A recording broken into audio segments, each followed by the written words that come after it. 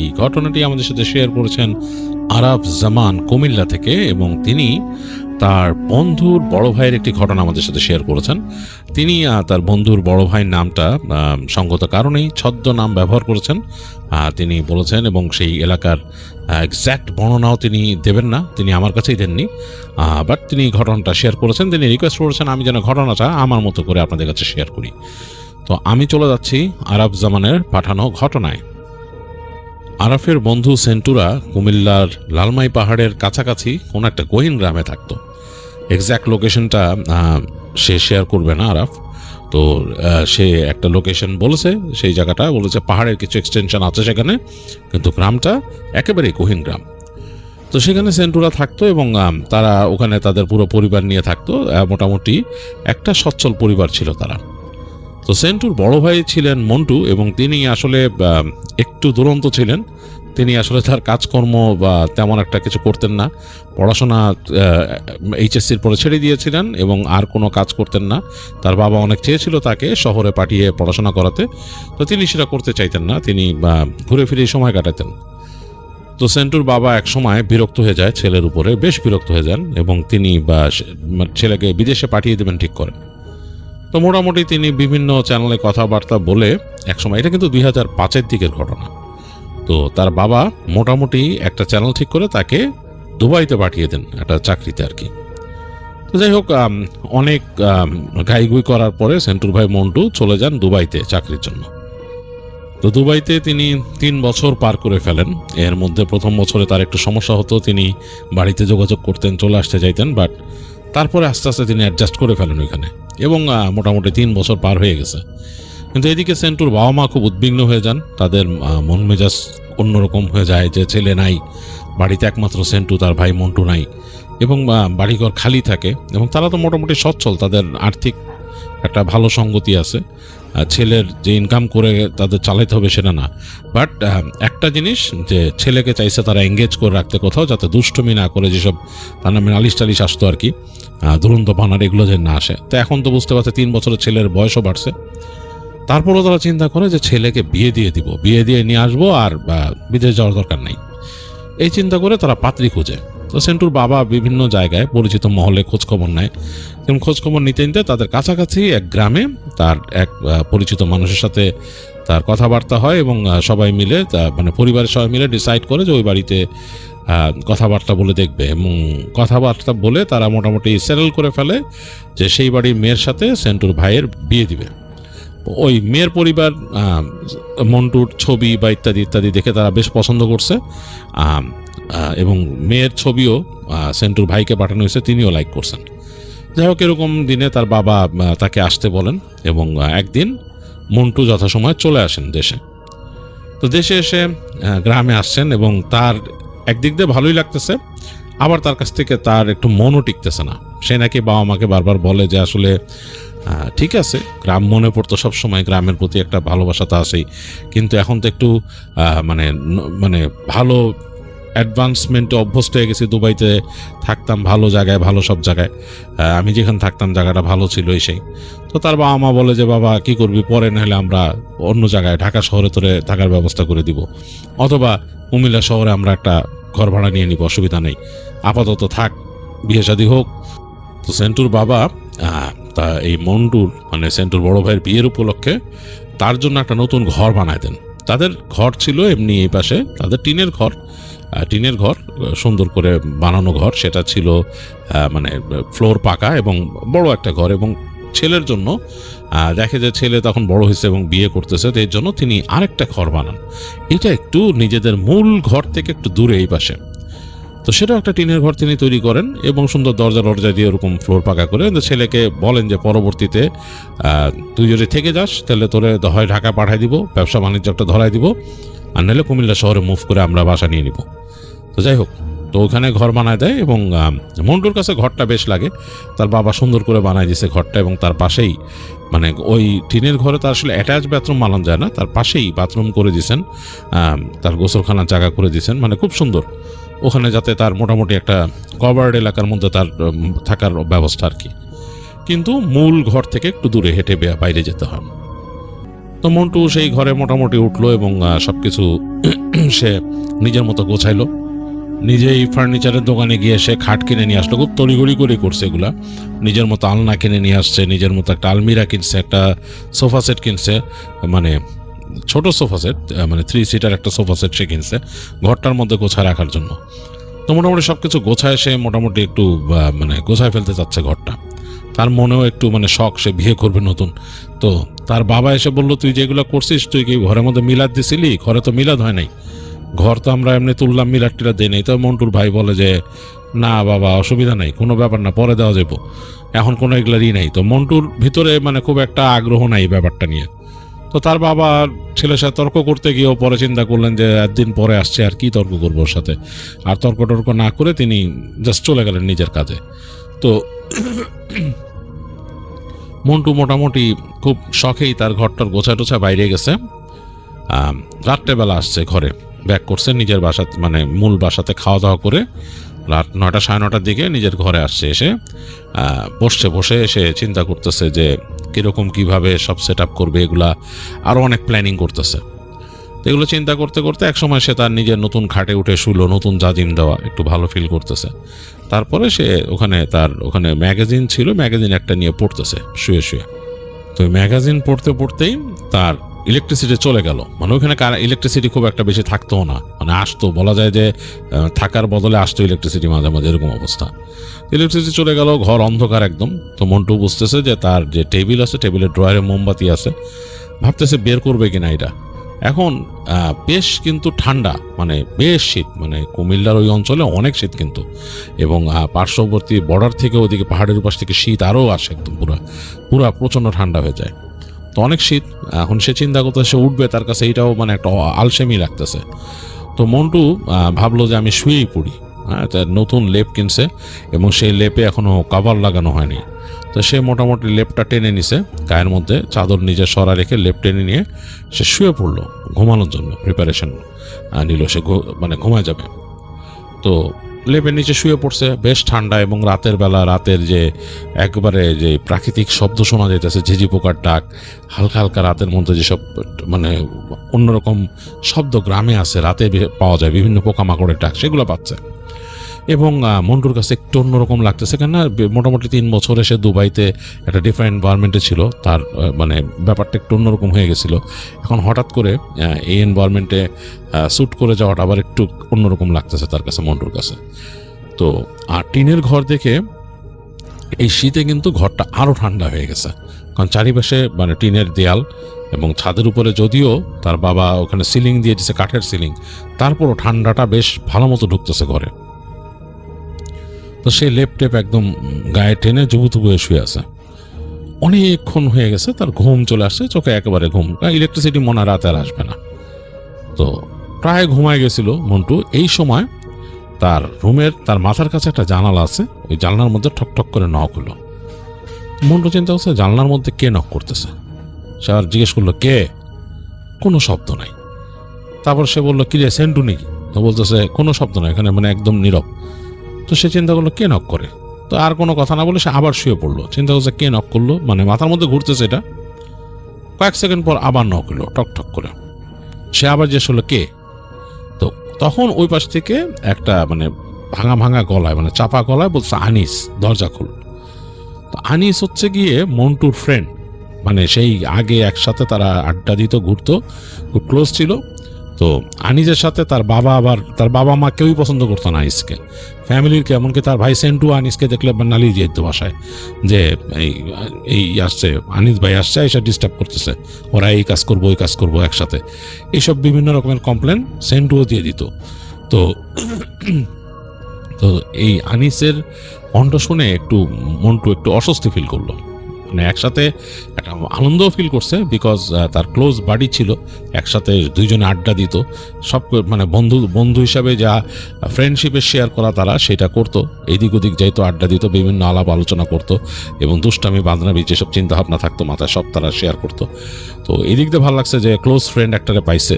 কিন্তু আরেকটা চিন্তা হচ্ছে যে সে নিজেকে অনেকটা চেঞ্জ করে ফেলছে এখন। সে এখন নিজে কনস্ট্রাকটিভ চিন্তা করে মন্টু, যে আমি লাইফটা কিভাবে গোছাবো। এই যে বিয়ের কথা বলতেছে বাসায়, এটাও চিন্তা করতেছে, বাবা এত আদর করে তাকে ঘর বানাই দিছে, এখানে উঠছে, এখন এই হঠাৎ করে যদি দেখে আনিস আসছে রাত্রেবেলা, আর আনিস এখন কি করে সে তাও জানে না, আপসেন অ্যাবাউট কিছু জানে না আনিসে। তো সে তারপরও বললো যে এই খাড়া বলে সে আস্তে করে বেরোলো লেপের পাশ থেকে। প্রচণ্ড শীত, তো সে আবার তার সোয়েটার গায়ে দিয়ে আবার শালটা গায়ে চাপায় সে আস্তে করে একবার চিন্তা করছে ঘরে ঢুকাবে নাকি আনিসকে, এটা তার মাথার মধ্যে কাজ করতেছে, ঘরে ঢুকাবে কিনা। অন্ধকারে হাতড়ে হাতড়ে সে বুঝতে পারতেছে কি, তো টেবিলের ড্রয়ারে হাত দিয়ে সে খুঁজতেছে, মোমবাতি পাইছে, কিন্তু তার যে লাইটার ছিল লাইটারটা শুকিয়ে পাইতেছে না। তো মানে মেজাজটা গরম হয়ে গেল। এদিকে দেখলো ঠক ঠক ঠক ঠক আবার নক হচ্ছে জানলায়। তো সে বললো এই দাঁড়া দাঁড়া, বেশি নক করিস না। বলতে বলতে বলতে সে দরজার কাছে গেল, গিয়ে দরজার আস্তে করে হাতড়ায় খুলে ফেললো খট করে। তো দরজা খুলছে, দেখতেছে যে সামনে কেউ নাই, মানে ফাঁকা। তো সে অবাক হয়ে গেল, মানে ঠান্ডা বাতাস ঢুকছে ঘরে। যতই টিনের ঘর হোক, যতই ঠান্ডা ঢুকুক, মানে বাইরের ঠান্ডাটা ডিফারেন্ট, সেটা বাতাসটা একদম ফস করে ঢুকছে ভিতরে। তো খুবই মানে একটা কাঁপুনি ধরে গেল আসলে মন্টুর। তো মন্টু একটুই করে বাইরের দিকে তাকালো, চাঁদের আলো পড়ছে উঠানে, চাঁদের আলো তো ঝকঝক করতেছে, কিন্তু এর মাঝে কুয়াশা, উঠানের মধ্যে দিয়ে কুয়াশা যাচ্ছে। এবং ওই যে বলছে যে পাহাড়ি এলাকায় ওদের বাসা, ও কাছাকাছি পাহাড়, তো একদম কুয়াশা একেবারে বাসার উঠানের উপর দিয়ে চলে যাচ্ছে। মানে মনে হচ্ছে যে একটা জোছনা ধোয়া কিছু, মানে একটা ধোঁয়ার মতো চলে যাচ্ছে উঠানের মধ্যে দিয়ে। তো উঠানে কাউকে দেখতেছে না, তাকাইলো জানলার দিকে যেখানে মানে তার ফ্রেন্ডের থাকার কথা। তো দেখলো ওইখানে দাঁড়ায় আছে একজন। তো সে বুঝতে পারতেছে না এটা আনিস কিনা, কারণ একই সাথে কুয়াশা আছে আশেপাশে এবং চারিপাশে কুয়াশা ঘেরা, মনে হচ্ছে একটা মানুষ দাঁড়ায় আছে। তো সে আবার মানে ফিস ফিস করে জোরে বলতেছে না, কারণ যদি তার বাবা শুনে ফেলে বা ভাই সেন্টু শুনে ফেললেও সমস্যা। তো সে বলছে কিরে আনিস তুই? তো ওখান থেকে বলতেছে যে হ্যাঁ। তো বলে যে এদিকে। তা সে দেখলো যে ওই ফ্রেন্ডটা আস্তে আস্তে হেঁটে হেঁটে আসতেছে তার গেটের কাছে। তো তার গেটের থেকে বেশ কাছাকাছি চলে আসছে তার। তো সে বলতেছে যে ওই ফ্রেন্ড বলতেছে তাকে, এখন সেই যে এত ঠান্ডা, সেই ঠান্ডার সময় কিন্তু বাইরে যে বন্ধুর সাথে কথা বলবে এটাও সে ফিল করতে পারতেছে না, কারণ তার এই সোয়েটার আর শালে শীত মানাচ্ছে না। তো বন্ধুরে বললো ঘরে আয়। সে বন্ধুকে ডাক দিল ঘরে, চিন্তা করলো ঘরে বসে আলাপ করি। তো দেখলো ওই আনিস উঠে আসলো তার সাথে সাথে। তো সে মানে আনিস তো দেখতেছে, বুঝতেছে যে আনিস আচরণে বা সে যেভাবে আসতেছে। তো ঘরের মধ্যে ঢুকলো, ঢুকে সে দরজাটা লাগাই দিল। ঠান্ডা প্রচণ্ড বাতাস থেকে দরজাটা লাগাই দিল মন্টু। তো দরজা লাগায় ঘুরে দেখে যে আনিস তার থেকে কয়েক হাত দূরে যে সোফাটা আছে সোফার কাছে দাঁড়ায় আছে, এবং সে আবছা আলো আধারিতে দেখতেছে সেটা, সে একটা অবয়বের মতো। সে পুরো বুঝতে পারতেছে না যে আনিস নাকি। তো বলতেছে আনিস, এসে বলতেছে বেটা কারেন্ট নাই, কি যে একটা অবস্থা, দাঁড়া আমি মোম জ্বালাই বলে সে টেবিলের দিকে হাঁটা দিছে আর কি। তো ওই পাশ থেকে আনিস বলছে মোম জ্বালান লাগবো না, দাঁড়া দরকার নাই, এমনি বসে অসুবিধা নেই। কেমন খসখস একটা মানে কণ্ঠে বলতেছে আনিস। তো সে বুঝতে পারতেছে যে এটা আনিসের কণ্ঠ তার মনে আছে। তো সে বলতে বয় তুই তাহলে, আমি দেখি না মোমবাতি না জ্বালিলে কেমন লাগবে অন্ধকার, অসুবিধা নাই। তো সে বললো তাহলে তুই এখানে এসে বয়। তার টেবিলের সামনে চেয়ার ছিল, বলে তুই এখানে এসে বয়। তো সে বলে সে হেঁটে তাড়াতাড়ি চলে গেল তার বিছানাতে, যে তাড়াতাড়ি সে বিছানা উঠে বসলো। তার পায়ের মধ্যে মোজা পরা, মন্টুর পায়ের মধ্যে মোজা পরা, স্যান্ডেলটা খুলে রেখে বিছানায় উঠে বসলো। উঠে বসে সে লেপটে বেচায় ফেললো গায়ের মধ্যে। আর ইরে বলতে তোর ঠান্ডা লাগে না, তুই এর মধ্যে আইসস? তো আনিস বলছে না ঠান্ডা লাগে না। তো সব সে বুঝতে পারলো তার থেকে কয়েক ফিট দূরে, 2 ফিট 3 ফিট দূরে চেয়ারের মধ্যে এসে আনিস বসলো। একটা অবয়বের মতো সে আবছা এই আলো আধারির মতো বুঝতে পারতেছে। তো সে আবার বলছে তোরে এতদিন পরে বেটা দেখলাম, তোরে দেখতেই পারতেছি না, কারেন্ট নাই, কি একটা অবস্থা, কত মানে কারেন্ট থাকলে তো হইতো, তোর দেখতে পারতেছি না। তো বলছে না অসুবিধা নাই, আইব কারেন্ট। কয় যে আমি এমনি একটা আগে বেটা লাইটার খুঁজতে পাইতেছি না, না অসুবিধা নেই। তো মন্টু অনেকটা কাইন্ড অফ ফিল করতেছে যে ঘরের মধ্যে কেমন একটা কটু গন্ধ ঢুকছে, কেমন জানি একটা বাজে গন্ধ লাগতেছে তার কাছে। এই গন্ধটা সে আসলে মানে একটা অডর তার কাছে কেমন জানি লাগতেছে। তো সে আবার তারা বোঝায় কি রে তুই কি পাড়ায় আইসোস পায়ের তলে বেটা, কেমন গন্ধ, তুই আমার ঘরে আবার আজে বাজে জিনিস নিয়ে আইসোস নাকি? তো দেখে আনিস হাসতেছে, আনিসের সব সুলভ হাসি, কেমন একটা ক্যাক ক্যাক ক্যাক ক্যাক, বাট একটু ডিফারেন্ট হাসিটা, মানে হাসতেছে। তো বলে যে না তো তোর সাথে তোর তুই চেঞ্জ হইলি না বলে, তার বলছে বল কি অবস্থা তোর, ক। তো বলছে তুই যে আইসোস আমার খোঁজ নিছিলি? আনিস বলতেছে তাকে, না রে বেটা আমার আসলে খোঁজ নেওয়ার টাইম নাই, আমি তো আসলে আইসা বিভিন্ন হ্যাঁ বিয়া করবি শুনছি। বলে যে হ্যাঁ হ্যাঁ বিয়া করতেছি, আব্বা বিয়া ঠিক করছে, এর লেগেই তো নিয়ে আসছেন, কি করার। কয় বিয়া ঠিক করছে, তোরে জানোস কার লোক বিয়া ঠিক করছে? তো সে একটু অস্বস্তি ফিল করলো মন্টু, মন্টু একটু অস্বস্তি ফিল করে বলতেছে, কেন, তোর কি মানে মানে প্রবলেম কি, বিয়ে কার সাথে ঠিক করুক আর যাই করুক, এর তোর সমস্যা কি? না না না, মানে তোর তো জানা উচিত ছিল। কার সাথে? কার সাথে? মমতাজের লগে। বলে মমতাজ তো তুই নামও জানোস, তোর সমস্যা কি? মন্টু বলতে তোর সমস্যা কি? বলে যে না না, সমস্যা আছে, তোরে আসলে আমার কিছু জিনিস বলার ছিল। আচ্ছা যাক, পরে বলবো। না দোস্ত, কোনো ঘাপলা আছে? মন্টু জিজ্ঞেস কোনো ঘাপলা আছে? না ঘাপলা নাই, তোরে কিছু কথা বলতাম আমি পরে। যাক তুই বয়, এমনি আমরা গল্প করি। এরকম কথা বলে সে চুপ করে আছে। তো মন্টু নিজে একটু অস্বস্তি ফিল করতেছে, কেমন যেন একটু অড হয়ে গেছে সিচুয়েশনটা। মন্টুর এদিকে আবার খুব ঠান্ডাও লাগতেছে। মন্টু বলে কি, তুই এক কাজ কর, তুই আর যাইস না, হয়ে থাক এখানে, আমারও ঘুমাইতেছে বেটা, তুই আমার এখানে বিছনায় হয়ে থাক। বলে না না, অসুবিধা নাই, আমি এখানে আসি, তোর পাশেই তো বসা, তুই শো, তারপর কথা বলি। তারপর তোর জীবন কেমন ক, এগুলো জিজ্ঞেস করতেছে আনিস তাকে। তো মন্টুও আস্তে করে বিছানায় শুয়ে ইচ্ছা করে একটু জায়গা করে দিছে, যাতে তার ফ্রেন্ডও চাইলে শুইতে পারে। লেবের একটা অংশ ছেড়ে দিয়ে এসে শুইছে। তো শুয়ে এসে অনেকক্ষণ শুয়ে আছে এবং বলতেছে তার বিভিন্ন কথা, যে আমি তো গেলাম ওইখানে, এই সেই বিভিন্ন তার ঘটনা বলতেছে, যে ওখানে যাওয়ার পর কি হলো। তো তার কাছে মনে হয় যে তার ফ্রেন্ড শুনতেছে। তারপর একটু পরে সে ফিল করলো তার ফ্রেন্ড উঠে আসলো চেয়ার থেকে, এসে তার চৌকিতে, মানে তার যে খাটটা কিনছে আর কি, তার খাটে বসলো, বসে তার ফ্রেন্ড শুইলো। এবং সে ফিল করলো যে তার লেপটাও কিছুটা তার ফ্রেন্ড তার গায়ে নিল। তো তারপর সে কথা বলতে বলতে কখন মন্টু আসলে ঘুমায় গেছে তার খেয়াল নাই। রাত পার হয়ে গেছে। এক সময় সকালে তার ঘুম ভাঙছে, প্রচন্ড ঠান্ডা, ঘরের মধ্যে বরফের মতো চারিদিক, মানে সে নড়তে পারতেছে না, একদম ফ্রিজিং। তো উঠে এসে মানে মাথা টাথা মানে মানে এরকম ঝাড়া দিতেছে, ঠান্ডায় মাথা ধরে গেছে। তাকায় ফার্স্টে সে মনে পড়লো যে রাতের বেলা তো তার ফ্রেন্ড আনিস আসছিল এখানে, আনিস কুই। তাকায় দেখতেছে যে নাই, তার মানে পাশে কেউ নাই, বিছানার মধ্যে কেউ নাই। তো সে একটু অবাক হলো, ঘটনা কি, মানে আনিস ছিল। তারপর তাকাইলো গেটের দিকে, দেখে দরজা লাগানো। তা আনিস গেলে তো দরজাটা মানে দরজাটা খুলে যাবে বা তাকে বলে যাবে, তাহলে কি কিছু বললো না। খুব অস্বস্তি ফিল করলো সে মানে খুবই অস্বস্তি ফিল করলো। তো সে লেপটা টানলো, টেনে সামনে আনলো, মানে এই পাশে সরাই নিল। দেখলো যে যেইখানে তার বন্ধুর শোয়ার কথা, সেখানে সুন্দর মনে হচ্ছে যে একটা মানুষ শুয়ে থাকলে যেরকম একটা দাগ হয়, সেরকম একটা মানে পুরা দাগ হয়ে আছে। মানুষের একটা শরীরের চাপ যেরকম থাকে আর কি, একটা জায়গায় যদি শুয়ে থাকলে যেরকম সেরকম। তো সে হাত দিয়ে দেখলো ওই জায়গায় যে কোনো হিট নাই, জায়গাটার মধ্যে যে মানুষের শরীরে হিট থাকে সেটা নাই, জায়গাটা ঠান্ডা হয়ে আছে বরফের মতো।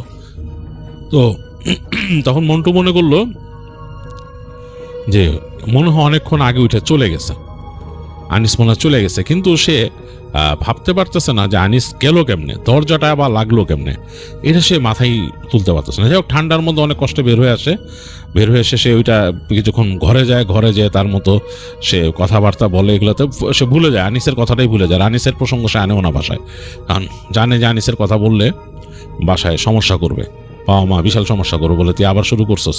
তো সুতরাং ওইসব সে বাদ দেয়, সে নিজের মতো ফ্রেশ হয়, আর ফ্রেশ হয়ে নিজের কাজে লেগে যায়। এবং সে তার মাকে শুধু বলে যে মা অনেক গরম, ঠান্ডা ঘরে, অনেক ঠান্ডা, মানে টিকা যায় না, কঠিন অবস্থা, তুমি এক কাজ করো, আমার ওই যে মালসায় দিও, মালসার মধ্যে কয়লা দিয়ে দিও রাত্রে।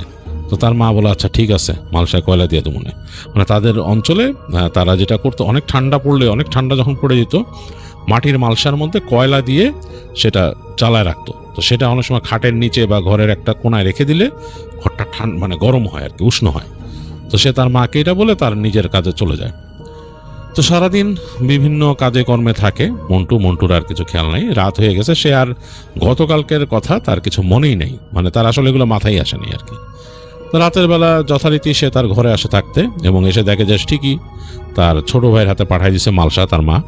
মালসাটা সে কি করে, টেবিলের পাশে, খাটের নিচে রাখতে একটু ভয় পায় যে কোনো রকম অগ্নিকাণ্ড হয়ে গেলে, টেবিলের পাশে সে ওইটা রেখে তার ভাই বলে এসে তো বলে যে বাইরে বলে যে একটা লাইটার দিস, আমি কালকে রাত্রেবেলা মোম জ্বালাই তারি নেই, কারেন্ট গেছে। বলতে বলতে ঠাস করে কারেন্টটা চলে যায়। তো কারেন্ট চলে যাওয়ার পর তার ভাই তাকে একটা লাইটার ম্যানেজ করে দিয়ে তার ভাই চলে যায়, সেন্টু চলে যায়।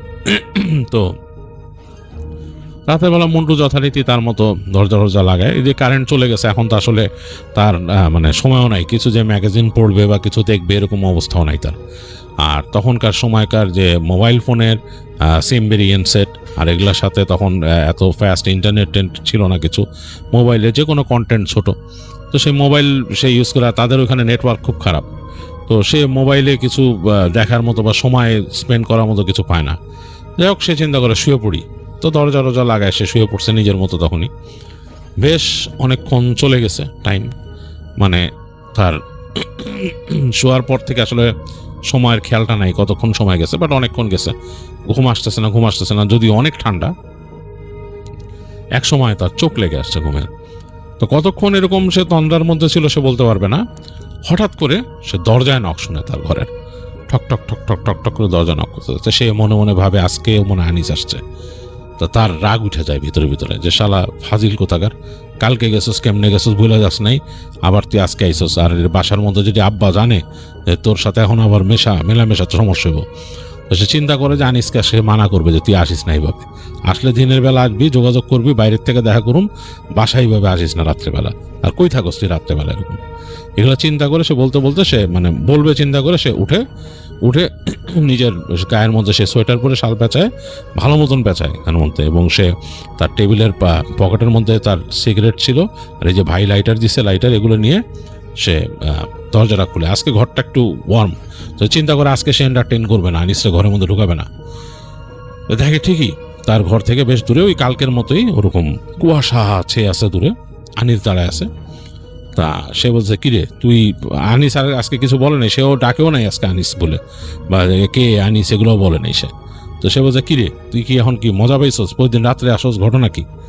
তুই বেটা আসবি দিনের বেলা দেখা করবি, বাইরে যে দেখা করুম, ওখানে গল্প করুম, চা নাস্তা খামু, শেষ। এ রাইতে যা হস আমার বাপে কি করবো আমারে। আনিস বলে যে তোর ঘরে ঢোকার দরকার নাই, তুই আয়। তো তখন মন্টু বলতেছে যে কালকে রাত্রে গেছস কেমনে? গেছি, আমার যেমনে যাওয়ার অমনে গেছি। দরজা লাগাইছস কেমনে বেটা ভিতর থেকে? তো কোনো উত্তর দিচ্ছে না, বলে তুই আয় বাইরে আয়।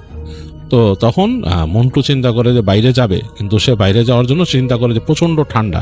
তো সে তার সিগারেট আর লাইটারটা তো নিছে, নেওয়ার পরে সে তার মালসাটাকে আস্তে করে টেনে বের করে আনে হাতে। তার মালসাটা টেনে বের করা দেখে বলে, এটা কি আনোস? ওই পাশ থেকে তাকে বলতেছে তার ফ্রেন্ড আনিস, বলছে এটা কি আনোস? বলে, আনতেছি বেটা গরম, যেখানে বৌমু পাশে রাখবো, গরম লাগবো।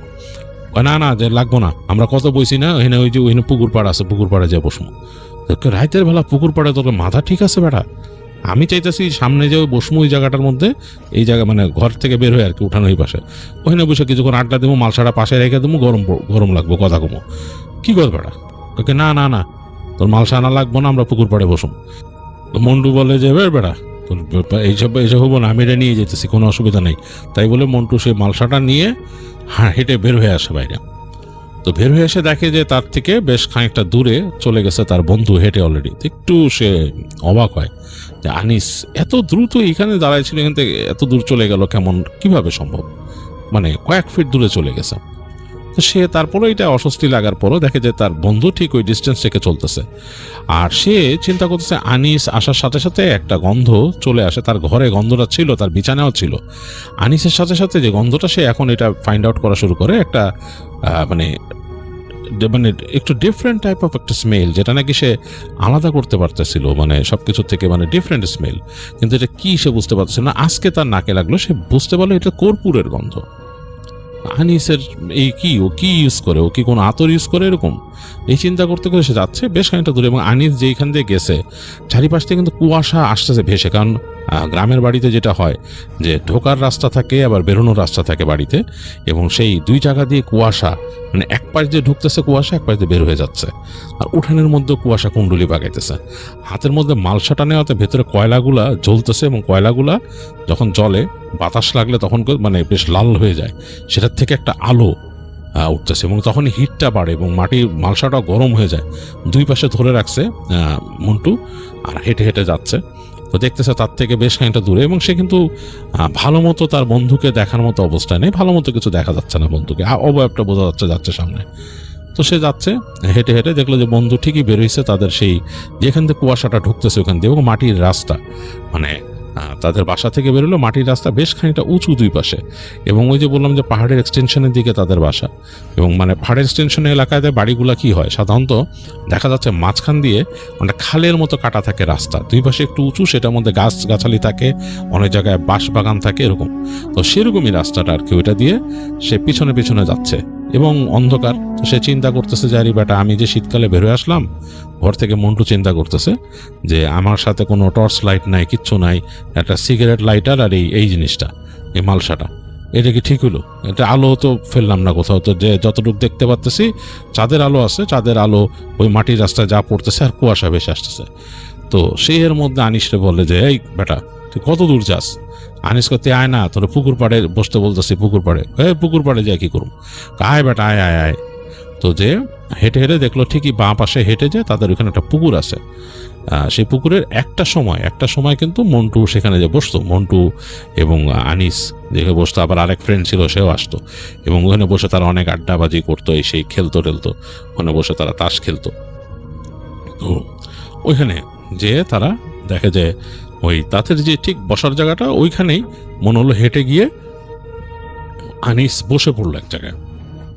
সে বুঝতে পারতেছে আনিস এখানে চাঁদের আলোটা একটু ঘোলা হয়ে পড়ছে, সে বুঝতে পারতেছে আনিসের শরীরে হয়তো একটা শার্টের মতো পরা ফুলাতা এবং একটা মাফলারের মতো পেঁচানো আর একটা লুঙ্গির মতো পরা।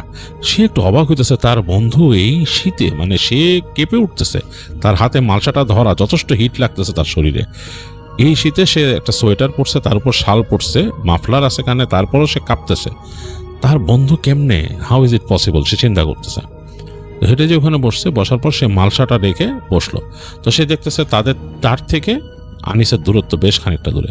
তো সে বলতেছে মন্টু যাই, সামনে বয়, এবং পুকুরের পানির উপর দিয়ে মনে হচ্ছে ধোঁয়া উঠতেছে, এরকম একটা অবস্থা, কুয়াশা ভেসে ভেসে যাচ্ছে। আর সে বলে তোর কি খেয়ে দেয় কাজ নাই, তুই আমার এখানে ডেকে নিয়ে এলি পুকুরের পাশে, কি গল্প করি? তোরে না কালকে বলছি যে একটা গল্প কমো তোরে, এটা মানে একটা কথা আছে, তোর কিছু বলার দরকার। তো বলে বল, কি অবস্থা? তো বসে বলে শোন, তুই আমার কথাগুলো শোন, মন দিয়ে শোন। দোস্ত, মমতাজের সাথে আমার প্রেম ছিল। তো শোনার পরে একটু ধাক্কা খেয়ে যায় মন্টু একটু ধাক্কা খেয়ে যায়।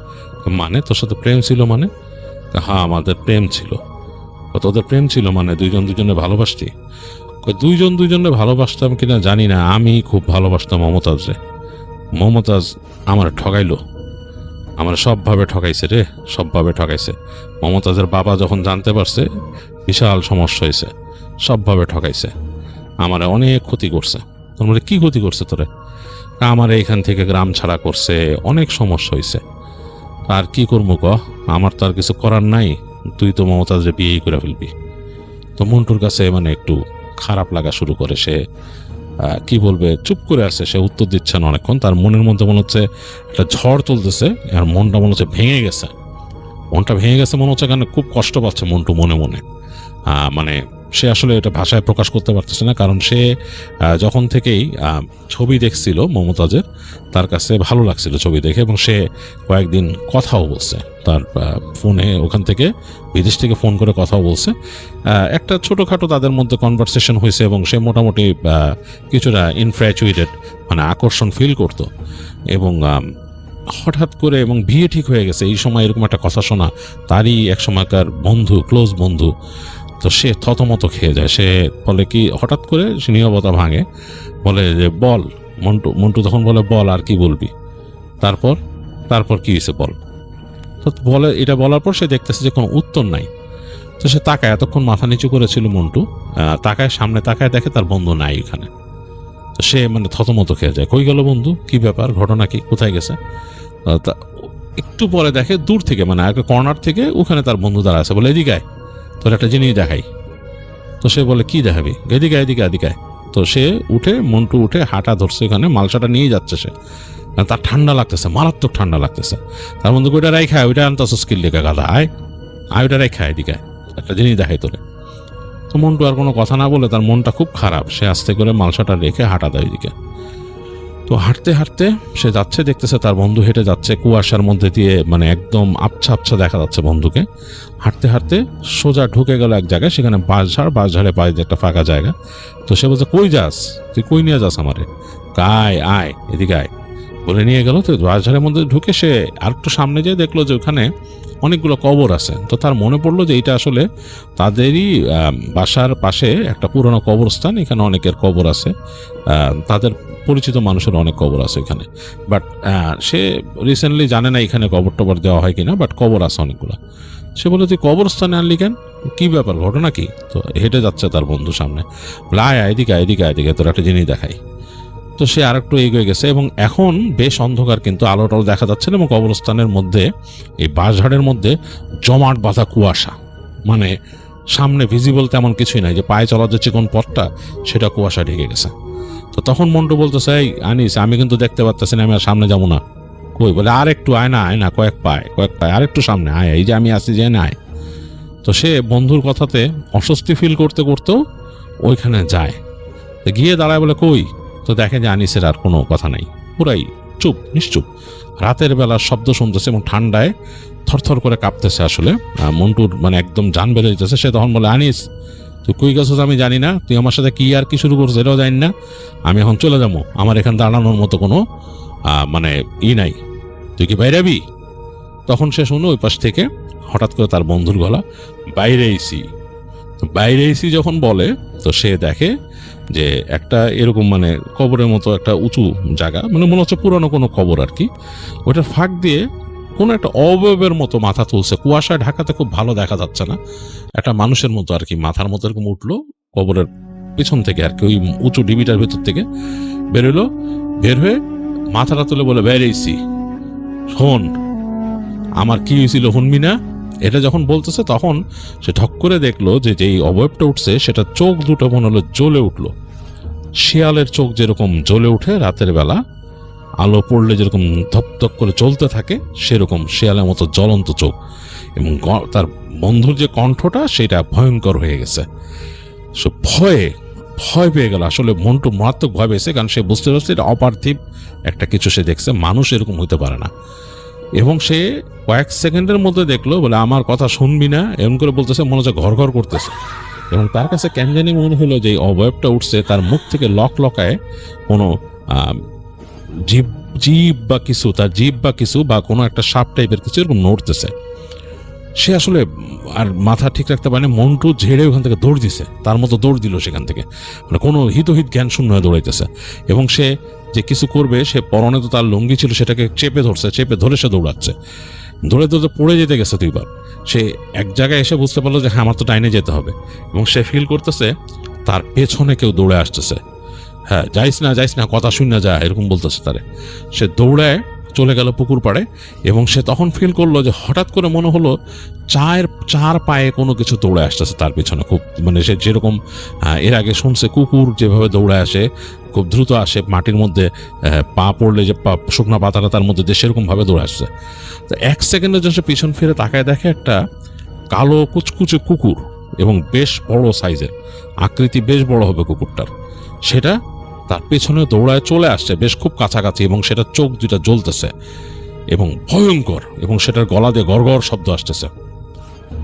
তো এত ভয় পেয়েছে মন্টু বলার মতো না, যে ঝেড়ে দৌড়ায় যে সে এক জায়গায় যে দেখে সে তার যে ওই মালসা রাখছিল, মালসাটা ওখানে পড়ে আছে। ভয়ের চোটে হিতহিত জ্ঞান শূন্য হয়ে সে মালসাটাকে তুলে ছুঁড়ে মারে কুকুরটার দিকে, একের ভিতরে কয়লা টয়লা সব। প্রচন্ড শব্দে কুকুরটা কু করে মানে চিৎকার করে ওঠে, এবং চিৎকারটা ভয়াবহ একটা চিৎকার, যে চিৎকারের সাথে মন্টু পরিচিত না, মন্টু একেবারেই অপরিচিত এই শব্দের সাথে। মন্টু ভয়ের চোটে আবার ঝেড়ে দৌড় দেয় ওখান থেকে, এবং দৌড় দেওয়ার পর তার মনে হচ্ছে যে তার আশপাশ দিয়ে কিছু একটা দৌড়ে আসছে, ভেঙে চলে সবকিছু। দৌড়াইতে সে একসময় তার বাড়ির কম্পাউন্ডে ঢুকে গেছে, এবং ঢুকে সে তার ঘরের দিকে আর যায় না, সে সরাসরি তার বাবা মার যে ঘর, যে তার পরিবারের ঘর, তার ভাই থাকে, মূল ভিটার মধ্যে যে দরজার উপর ধরাম করে আছড়ায় পড়ে জোরে জোরে নকল, দরজা খোল, সে সেন্টু দরজা খোল বলতে থাকে। তো তখন ঘর থেকে হুড়মুড় করে দেখা যায় যে মানে তার বাবা বলে কি হয়েছে বলে, এই তার ভাই সেন্টু শুদ্ধা দরজা খুলে তার ভাইয়ের হাতে একটা সরকি, মানে এরকম বড় বললাম আর কি, দেখে যে সে ঘরের মধ্যে হারিকেন জ্বালাইছিল তারা মনে হয়। তো মন্টু ঘরের মধ্যে যে হুড়মুড় করে পড়ে যায়, ঘরের মধ্যে পড়ে থরথর করে কাঁপতেছে। তো তার বাবা তাকে লেপ দিয়ে চাপটে ধরে ঠান্ডায়, কী হয়েছে, এবং সেন্টুর হাতের সে বল্লম নিয়ে তাকায় যে কী হয়েছে, আশেপাশে তাকায় কিচ্ছু না। তো সাথে সাথে তার মা আর একটা হারিকেন ধরায় ঘরের মধ্যে করে, এবং তার বাবা ওখান থেকে বের হয়ে মানে লেপ দিয়ে ছেলেকে ঢেকে চিৎকার করতে থাকে তার ভাইদের জন্য, তাদের আরও ঘর আছে এদিকে আশেপাশে, মানে মন্টুর চাচাদের, তাদের জন্য জোরে জোরে চিৎকার দিতে থাকে, ডাকাত এসব বলে। তো তারা মোটামুটি অনেকে দেখা যায় সাউন্ড টাউন করে বাসার থেকে বের হয়ে আসছে জিনিসপত্র নিয়ে, মানে সরকি মুরকি এগুলো নিয়ে। আসার পরে দেখে যে ওইটা কিছু না, ছেলে মূর্ছা গেছে। আসলে মন্টু তখন বেহুশ হয়ে গেছে, মন্টুর আর কোনো হুঁশ নাই। তো মন্টু নাকি এরকম 2 দিন সে পুরোপুরি অজ্ঞান ছিল, তার কোনো জ্ঞান ছিল না। তো আশেপাশের মানুষরা তো মনে করছে ডাকাত পড়ছে ঘরে, যেহেতু ছেলে আলাদা থাকে, বিদেশ থেকে আসছে। তো তারা ওইটা নিয়ে আরই করে। মন্টুর জ্ঞান ফেরার পরে মন্টু তার বাবাকে, ভাইকে, মানে সবাইকে বলে যে এই ঘটনা আমি এরকম দেখছি, আনিস রে এরকম, আনিস এসে আমাকে এরকম বলছে এই ঘটনা। তো তার বাবা তখন বলে, কস কি বেটা, আনিস তো মারা গেছে, আনিস বিষ খেয়ে মারা গেছে, তাও বহুত দিন হয়েছে। তো তখন সে বলে যে আনিস এরকম আমারে বলছে, তোমরা ওই ইসের সাথে কথা বলো, মমতাজের পরিবারের সাথে, ঘটনা কি। তো ইসের বাবা, মন্টুর বাবা খুব গম্ভীর হয়ে যায়। তিনি বলে যে আসলে এরকম তো না, আনিস বিষ খেয়ে মারা গেছে আমরা জানি, আনিস এমনি অসুস্থ ছিল, সে সারাক্ষণ কি চিন্তা করতো তা বলা যায় না, সে পাগলের মতো আচরণ করতো লাস্টের দিকে, এবং সে ওই পুকুর পাড়ে যা বসে থাকতো। এবং একদিন তার বাসায় মানুষজন এরকম চিৎকার চেঁচামেচি শুনে যায়, দেখে যে সে, তার বুক পুড়ে যেতেছে, ছিঁড়ে যেতেছে, তারা হাসপাতালে নিতে নিতে সে মারা যায়। তো ওরা ওইখানেই কবরস্থানে কবর দেওয়া হয়েছে, যেখানে ভয় পেয়েছে আর কি সে। তো এরকম তো আসলে করি নাই। তো বিয়েটা মনে হয় তাহলে, মানে এরকম যদি হয়ে থাকে, কোনো ঘটনা যদি প্রমাণ হয়, তাহলে হয়তো বিয়েটা হবে না। তো ইসের বাবা, মন্টুর বাবা, সেই মেয়ের বাবার সাথে কথা বলেন। তো মেয়ের বাবা বলেন যে দেখেন, ওরকম কিছু না, আমার মেয়েও কিছু করে নেই, এই ছেলেটা আমার মেয়েটাকে দূর থেকে দেখতো, ফলো করতো, আর সে পছন্দ করতো, বিভিন্ন সময় চিঠি লিখতো, বিভিন্ন কথা বলতে চাইতো, আমার মেয়ে চাইতো না এগুলো করতে। এবং এই ছেলে তখন অনেক রকম ডিস্টার্ব করা শুরু করে মেয়েকে। এবং এই ছেলে তো জিনে ধরা ছেলে, ওর উপর জিন আছে, ও অনেক রকম উল্টাপাল্টা করে। তো এইসব যখন হিসে, তখন ওই পরিবার আমাদের সাথেও মিলেও না যে আমি একটা সম্পর্ক করব তাদের সাথে। এবং ছেলে পড়াশোনা করে নাই, আরও অনেক, মানে তার কোনো নাই, মানে তার মানে কোনো মানে আগামাথা নাই। এই ছেলে জিনে ধরা ছেলে, এর সাথে আমি দিব না তো আমার মেয়ে। তা আমি তখন তাকে করি যে এরকম করলে তোমার কিন্তু সমস্যা আছে, আমি এটা ব্যবস্থা নিব, আর ব্যবস্থা নিলে কিন্তু খুব খারাপ হবে। তো যাই হোক, এগুলা বলে তাকে সে দূরে সরে যায়। এবং তারপরে তো সে এক সময় নিজের মতো নিজে কি হয়, সে বাসার মধ্যে বসে থেকে তার কি খায় না খায় সে মারা যায় এরকম। তো সেটার সাথে আমার মেয়েকে কেন জড়াইতেছেন? তো এগুলা বলে। তো মন্টুর বাবা বলে, আচ্ছা ঠিক আছে, আমি তো এটা শুনলাম, এসে আমার ছেলে তো আসলে কার কাছে জানি শুনছে, সে বলে না আর কি, কার কাছে জানি শুনছে এরকম এরকম ঘটনা। তো সে একটু আপনার মেয়ের সাথে কথা বলতে চায়, তো কথা বলার ব্যবস্থা করে দিতেন। তো মন্টু একদিন এরকম মন্টুর সাথে ব্যবস্থা করে দেয় কথা বলার তারা। তো মন্টু কথা বলে তার ওই মেয়ের সাথে, মমতাজের সাথে কথা বলে। মমতাজ তাকে একই কথা বলে যে আমার সাথে তার কোনো সম্পর্ক নাই, সে এরকম আমাকে ডিস্টার্ব করতো, কথা বলতে চাইতো সবসময়, এবং সবসময় আমাকে বলতো আমাকে সে পছন্দ করে, সে আমাকে বিয়ে করতে চায়। বাট আমি তাকে কখনো এই ব্যাপারে কোনো রকম প্রশ্রয় দিইনি। তো তাকে আমি সবসময় বলছি আপনার সাথে হবে না, তো সে এরকম ডিস্টার্ব করতো। এখন সে যদি এক পক্ষ থেকে আমার পছন্দ করে, এটা তো আমার দোষ না। যাই হোক, এটা মন্টু পরবর্তীতে বুঝতে পারে, এবং মন্টু মোটামুটি কথাবার্তা বলে শিওর হয় যে আসলে এটা তার বন্ধুর এক পক্ষেরই ভালোবাসা ছিল। তো সে বিয়েটা তাদের হয়, তারা বিয়ে করে। কিন্তু তার বাবা তাদেরকে ওই রুমে আর থাকতে দেয় না, এবং তাদেরকে বিয়ের পরপরই তাদেরকে দোয়া দরুদ পড়ায়, অন্যরকম করে নিজেদের এই বাসায় রাখেন, নিজেদের মূল ঘরেই রাখেন। আর ছেলেকে তিনি একজন হুজুরের কাছে নিয়ে যান, হুজুর দোয়া করেন। হুজুর বলেন যে আসলে ওই হুজুর বলছেন যে যেটা ওকে ডিস্টার্ব করছে মন্টুকে, সেটা আসলে ওই ছেলে তো না, ওই ছেলের সাথে খারাপ জিন ছিল, এবং ওই জিনটাই তাকে এরকম ভয় দেখাইছে, বা তার উপর কোনো কারণে মন্টুর উপরে সেই জিনের কোনো ক্ষেত থাকতে পারে। তো তিনি যাই হোক মন্টুকে তিনি চিকিৎসা দেন, রুকাইয়া করে দেন এবং ঝেড়ে দেন। এবং এসে পরবর্তীতে মন্টুর বউ মমতাজও শোনে ঘটনাটা, এবং সেও খুব ভয় পায়, কারণ তাকেও বলা হয় সাবধানে থাকতে, এবং তিনিও সাবধানে থাকতেন। তো তারপরে আস্তে ধীরে তাদেরকে ওখান থেকে সরায় দেওয়া হয়, শহরে চলে আসে, তারা ঢাকায় চলে আসে এবং একটা ব্যবসা দেয়। মন্টু একটা ফার্নিচারের, এখানে ঢাকাতে ফার্নিচারের দোকান দেয় কোনো একটা এলাকায়, এবং সে এখানে বসবাস করে। এখনও মন্টুদের পরিবার আছে, মন্টুর ছেলে মেয়ে হয়েছে, এবং সে ঢাকায় বসবাস করে। তার ছেলে মেয়ে মোটামুটি এখন বেশ বড়ই মোটামুটি বলা যায়, স্কুলে যায়। তো এই হচ্ছে সেন্টুর ভাই মন্টুর ঘটনা।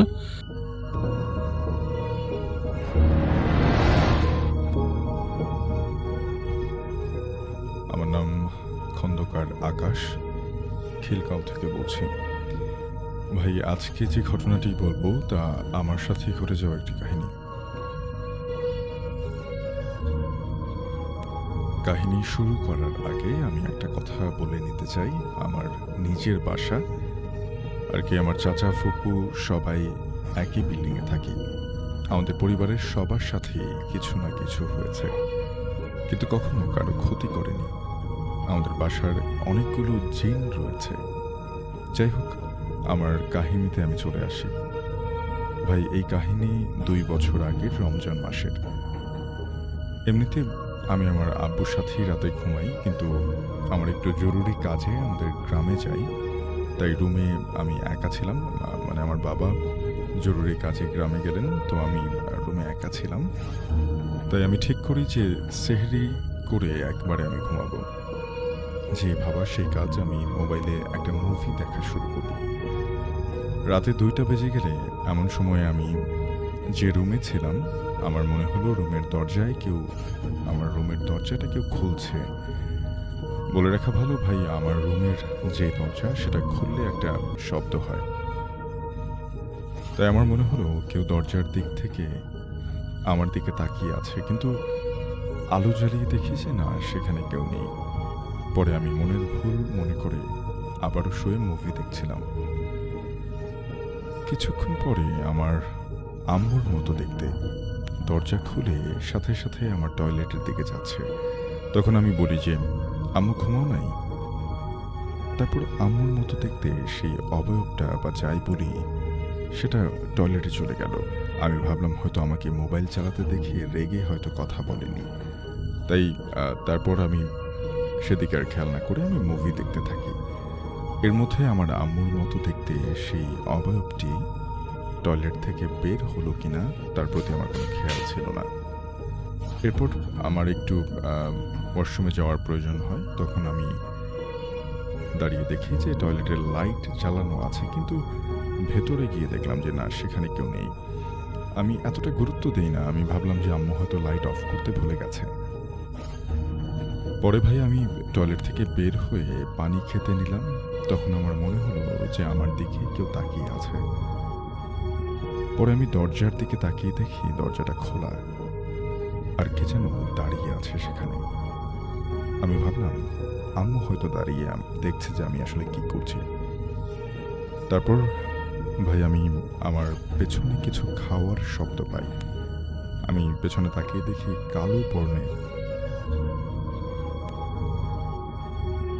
অনেক ছোট কিছু একটা, সে কিছু একটা খাচ্ছে। আমার কাছে মনে হলো যে ইঁদুর হতে পারে এমন কিছু। আমি এটা দেখার জন্য সামনে আগাই যে আসলে জিনিসটা কি, ইঁদুর না অন্য কিছু। আমি সামনে এগোতেই দেখি যে সেখানে আর কেউ নেই, আর দরজাটা খোলার সেই শব্দটা পাই।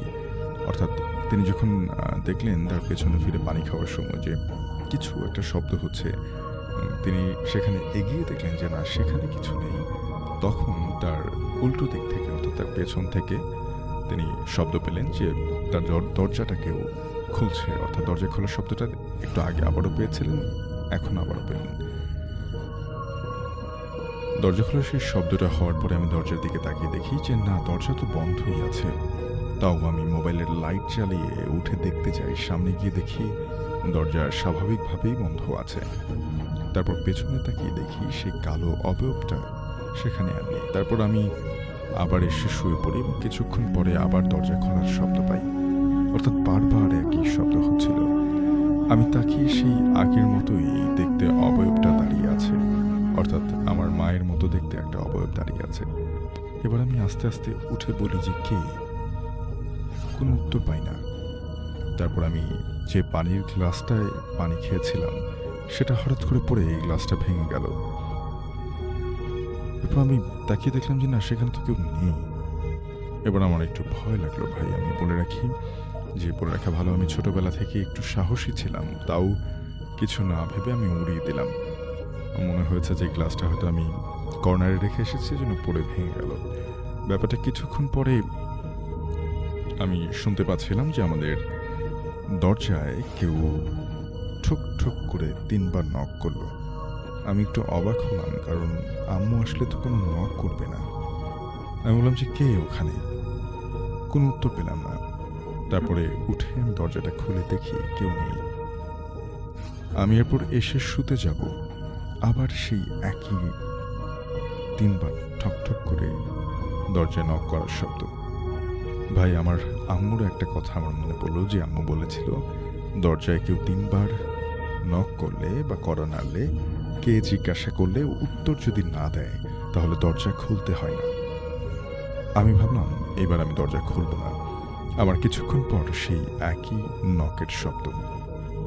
এবার আমি সাহস নিয়ে দরজাটা খুলি, কিন্তু এবার আমি যা দেখি সেটা আমি এক ফোঁটাও আশা করিনি। আমি দেখি একটা কালো অবয়ব, চোখ দুটো একেবারে জল জল করছে অন্ধকারে, মুখ দেখা যাচ্ছে না, শুধু চোখ দুটো আগুনের মতো করে জ্বলছে। এটা দেখে আমি তাড়াতাড়ি দরজা আটকে নিয়ে বিছানায় এসে কাঁথা মুড়ি দিয়ে আমি শুয়ে পড়ি। এরপর আমি কান্নার একটা বিকট শব্দ শুনতে পাই। আমি ভয়ে ভয়ে শুয়ে থাকি এবং উঠে দেখারও সাহস পাই না। এরপর কখন ঘুমিয়ে পড়ি তাও খেয়াল নেই। এবং কিছুক্ষণ পরেই আম্মু আমাকে ডাক দেয় সেহরি খাওয়ার জন্য। আমি উঠে আম্মুকে জিজ্ঞাসা করলাম যে, আম্মু, রাত্রে কি তুমি আমার টয়লেটে গেছিলা? এরপরে আম্মু বলে যে, না তো, আমি তো মাত্র ঘুম থেকে উঠে তোকে ডাকলাম। এটা শুনে ভাই আমার বিশ্বাস হচ্ছিল না, যে কারণ আমি নিজে সেই অবয়বের সাথে কথা বলছিলাম। অর্থাৎ সেই অবয়ব কোনো উত্তর না দিলেও তিনি কিন্তু বারবার বলছিলেন যে আম্মু কিছু লাগবে বা এরকম কোনো কথা বলছিল। কিন্তু সে ভাবছিল যে সে যেহেতু মোবাইল চালাচ্ছে, তার আম্মু হয়তো রেগে গিয়ে তার কোনো কথার উত্তর দিচ্ছে না। তবে আসলে সেখানে তার মা ছিল না। এটা কি হয়েছিল সেদিন আমি এখনো জানি না। এরপর থেকে আব্বু না থাকলে আমি আর রাত জাগি না। এই কাহিনীটা আমার সাথে ঘটে যাওয়া সত্য কাহিনী। পড়ে শোনালে খুশি হব ভাই। আমার ভাইয়ের সাথেও ঘটে যাওয়া ঘটনা আছে, পরে আরেকদিন লিখে পাঠাবো। ভালো থাকবেন। আল্লাহ হাফেজ। আসসালামু আলাইকুম।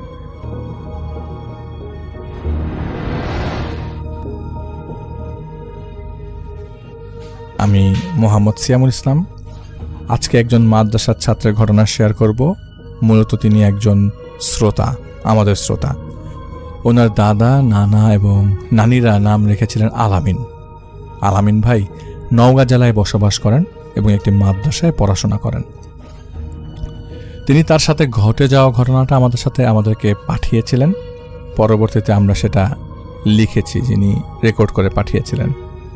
লিখতে আমাদেরকে সাহায্য করেছেন আরেকজন টিমের সদস্য আব্দুর রহমান রাকিব। মূল ঘটনা শুরু হয়েছিল লকডাউনের আগে, 2019 সালের শেষের দিকে, শীতকাল আসার আগে। আগস্ট সেপ্টেম্বর মাসের ঘটনা। সেদিন সাধারণ দিনের মতোই ছিল। মাদ্রাসার ছাত্ররা সাধারণ দিন যেভাবে কাটায় সেভাবেই। আমি তখন হেফজখানায় পড়তাম। আমার হাফেজি পড়া তখন প্রায় শেষের দিকে। মাদ্রাসায় যারা পড়াশোনা করেছেন আপনারা জানেন, মাদ্রাসায় কিন্তু সবাই নিচে ফ্লোরিং করে ঘুমায়। তো আমি যেখানে পড়াশোনা করতাম সেখানকার সিস্টেম এমন ছিল যে সবাই এক পাশে ঘুমাতো, আর আমাকে জামায়াতের আমির হিসেবে রাখা হতো। মানে সবার খোঁজ খবর নিয়ে ওস্তাদদেরকে জানানো, অনেকটা প্রিফেক্টের মতো। আমি গিয়েছিলাম জেনারেল লাইন থেকে পড়াশোনা করে, কিন্তু আমার বয়স একটু বেশি থাকার কারণে আমাকে ছাত্রদের মধ্যে দায়িত্বপ্রাপ্ত হিসেবে রাখা হতো। আমাদের মাদ্রাসার সাথেই একটা কবরস্থান ছিল। সেই কবরস্থানের দিকে পা দিয়ে আমি জানালার সামনে ঘুমাতাম। সেই জায়গাটা আমার জন্য ফিক্সড করা ছিল, সেখানেই আমি ঘুমাতাম। প্রত্যেক দিন সেখানেই ঘুমানো হতো।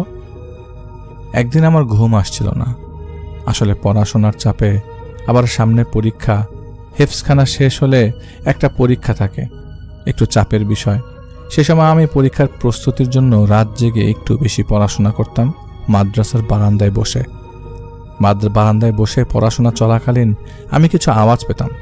মনে হতো মাদ্রাসায় কেউ হাঁটা চলাফেরা করছে, নিচে কেউ কথা বলছে। সেটা আমি কখনো নজরে নেই নাই। আসলে আমি কোরআন পড়ছি, এটা ধর্মীয় প্রতিষ্ঠানের ভেতরে বসে, আমার কি সমস্যা হবে? আমার তো কোনো সমস্যা হবে না। তবে আমি জানতাম মাদ্রাসার পাশে কবরস্থান থাকা এখানে ছোট ছোট কিছু ঘটনা ঘটতে থাকে। একাধিকবার কয়েকদিন শব্দটা শোনার পর আমার মনে হলো আমি ভেতরে এসে বসি। রুমের ভেতর পড়া শুরু করলাম। ভেতরে বেশিক্ষণ পড়া যেত না, ছাত্ররা ঘুমাতো। তো সেদিন আর পড়া হয় না, আমি শুয়ে পড়ি।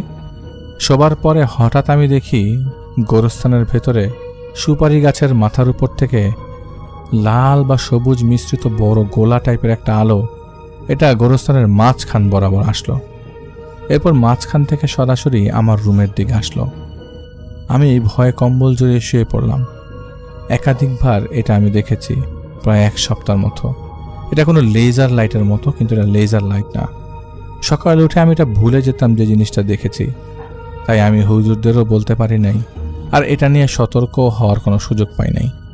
আমি সবসময় কিছু আমল করে ঘুমাতাম, তাই আশা করতাম কোনো সমস্যা হবে না ইনশাআল্লাহ।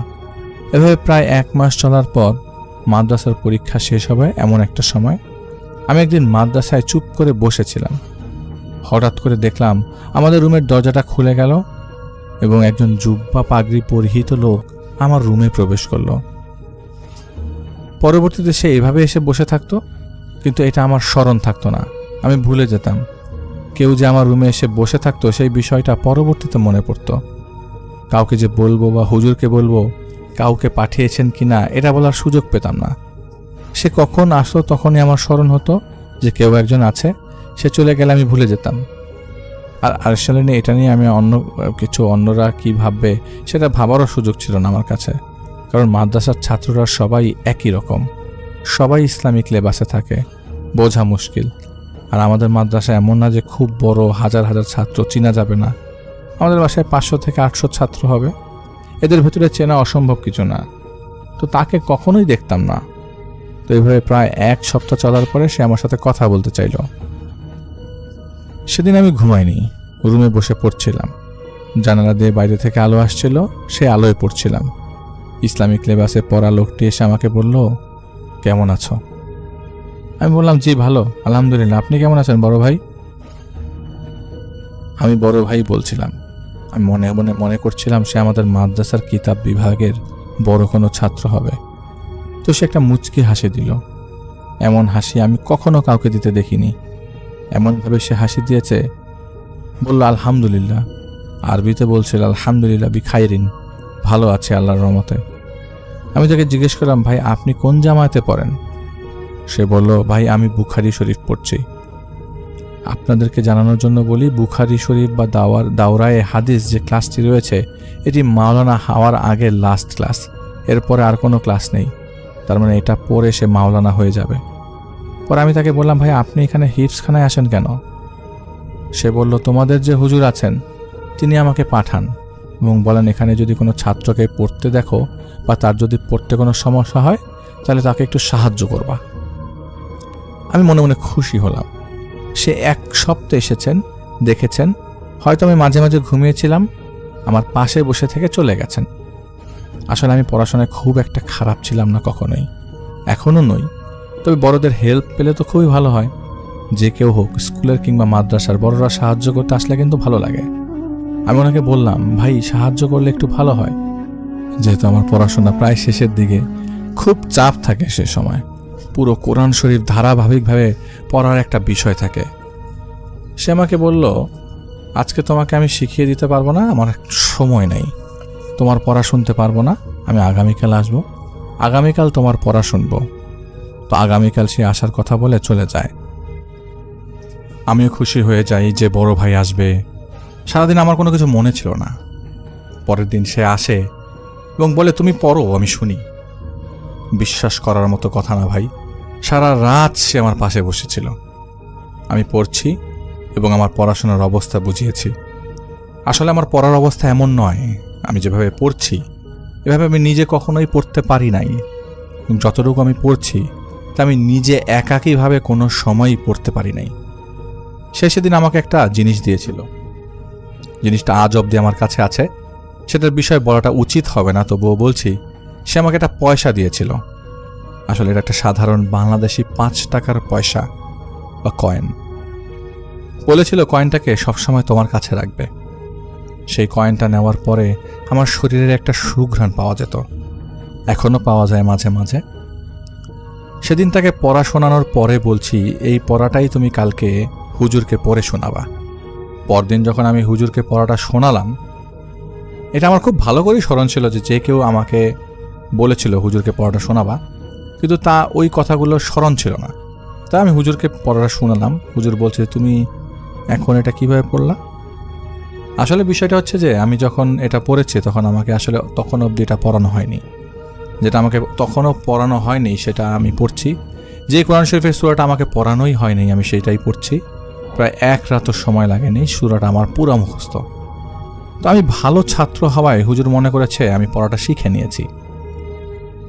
সেদিন থেকে সেই দৈনিক আসতে থাকে, দৈনিক আমাকে বুঝিয়ে দিত, পড়া শেখাতো, দিন সম্পর্কে অনেক কথা বলতো।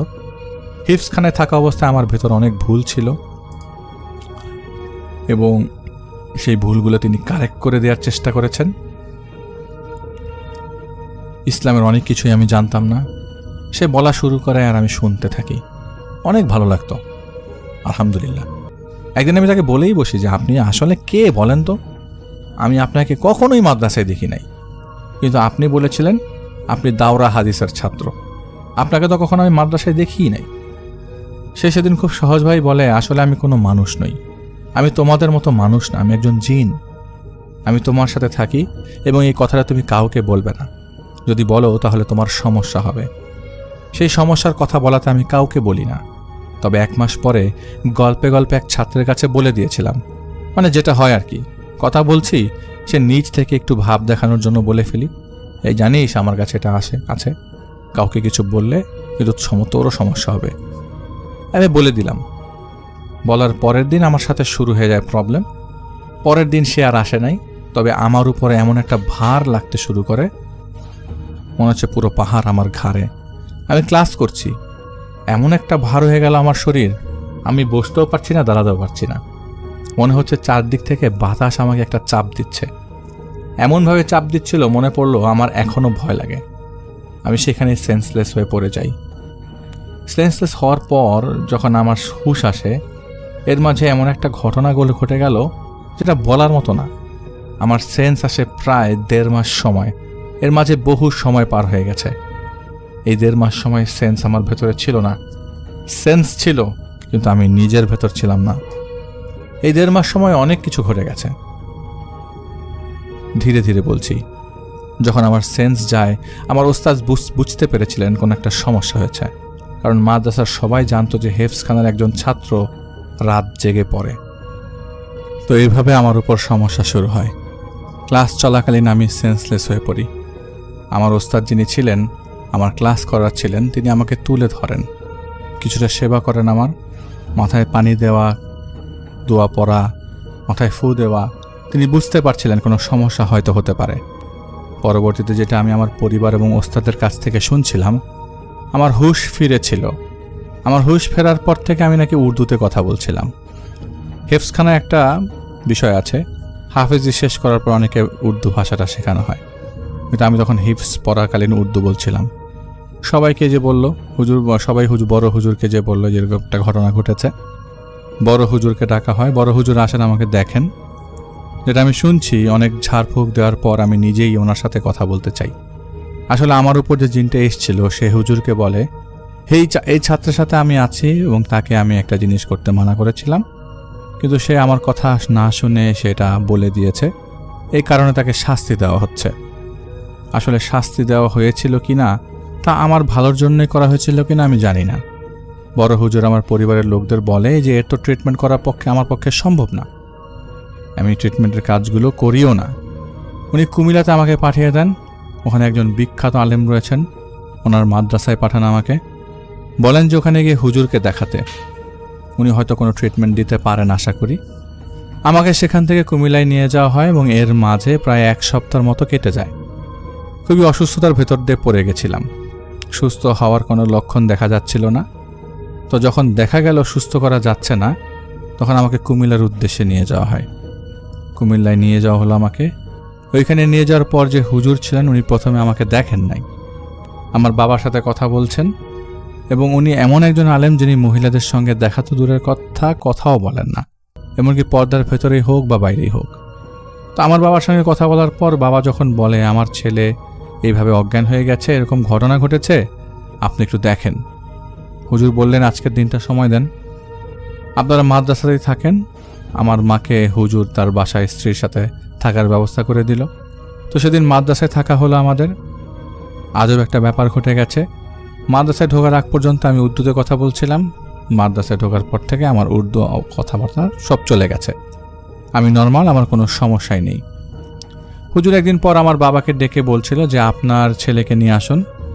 মাদ্রাসার কিছু ছাত্রের সাহায্যে আমাকে নিয়ে আসা হয় হুজুরের সামনে। হুজুর আমাকে সরাসরি বললেন যে তুমি কেন আসছো এখানে, তোমার নাম কি, কেমন আছো, মানে বেসিক প্রশ্ন। তো উনি সরাসরি বলছেন তুমি কেন আসছো এখানে। আমি বলছিলাম আমার বাবা মা আমাকে নিয়ে আসছে এখানে। এই কথা বলার পরপরই হুজুর বললেন এই বেত নিয়ে আসো। বেত আনার পরে হুজুর বলছে আসলে তোমাকে আমি আঘাত করতে চাচ্ছি না, কে তুমি নিজের পরিচয় দাও, আশা করি তোমার জন্য আমি কিছু করতে পারবো। তখনও পরিচয় নাকি দিতে চাইছিলাম না আমি। হুজুর কিছুক্ষণ চোখ বন্ধ করে আমার সামনে বসেছিলেন, যেটা আমার বাবা বলেছিলেন। আমার বাবার ভাষ্য মতে পরবর্তীতে চোখ খুলে হুজুর বলছেন একটা ছোট বাটি নিয়ে আসো। বাটি আনার পরে খালি বাটিটা হুজুর সামনে রেখেছিলেন এবং রাখার পরে কিছু একটা পড়ছিলেন। পরে আমাকে বাটিটাতে ফু দিলেন। তখন আমার ভেতরে যে ছিল সে কথা বলতে শুরু করলো।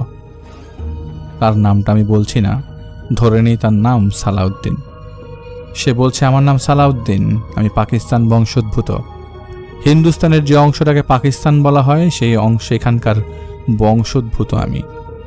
সে আমাদের দেশে 50 বছরের উপর বসবাস করছে এবং আমাদের মাদ্রাসার যে কবরস্থান ছিল সেখানে সে থাকে, সেই গাছটাতে থাকে যে গাছের কথা আমি শুরুতেই বলেছিলাম। এবং আমি যখন বাইরে বসে পড়তাম তখন সে পড়াটা শুনতো, তার ভালো লাগতো। সে একজন মুসলমান, ভালো মুসলিম জিন। হুজুর বলছেন তুমি যদি আর ভালো চাও তাহলে তাকে আঘাত করলে কেন।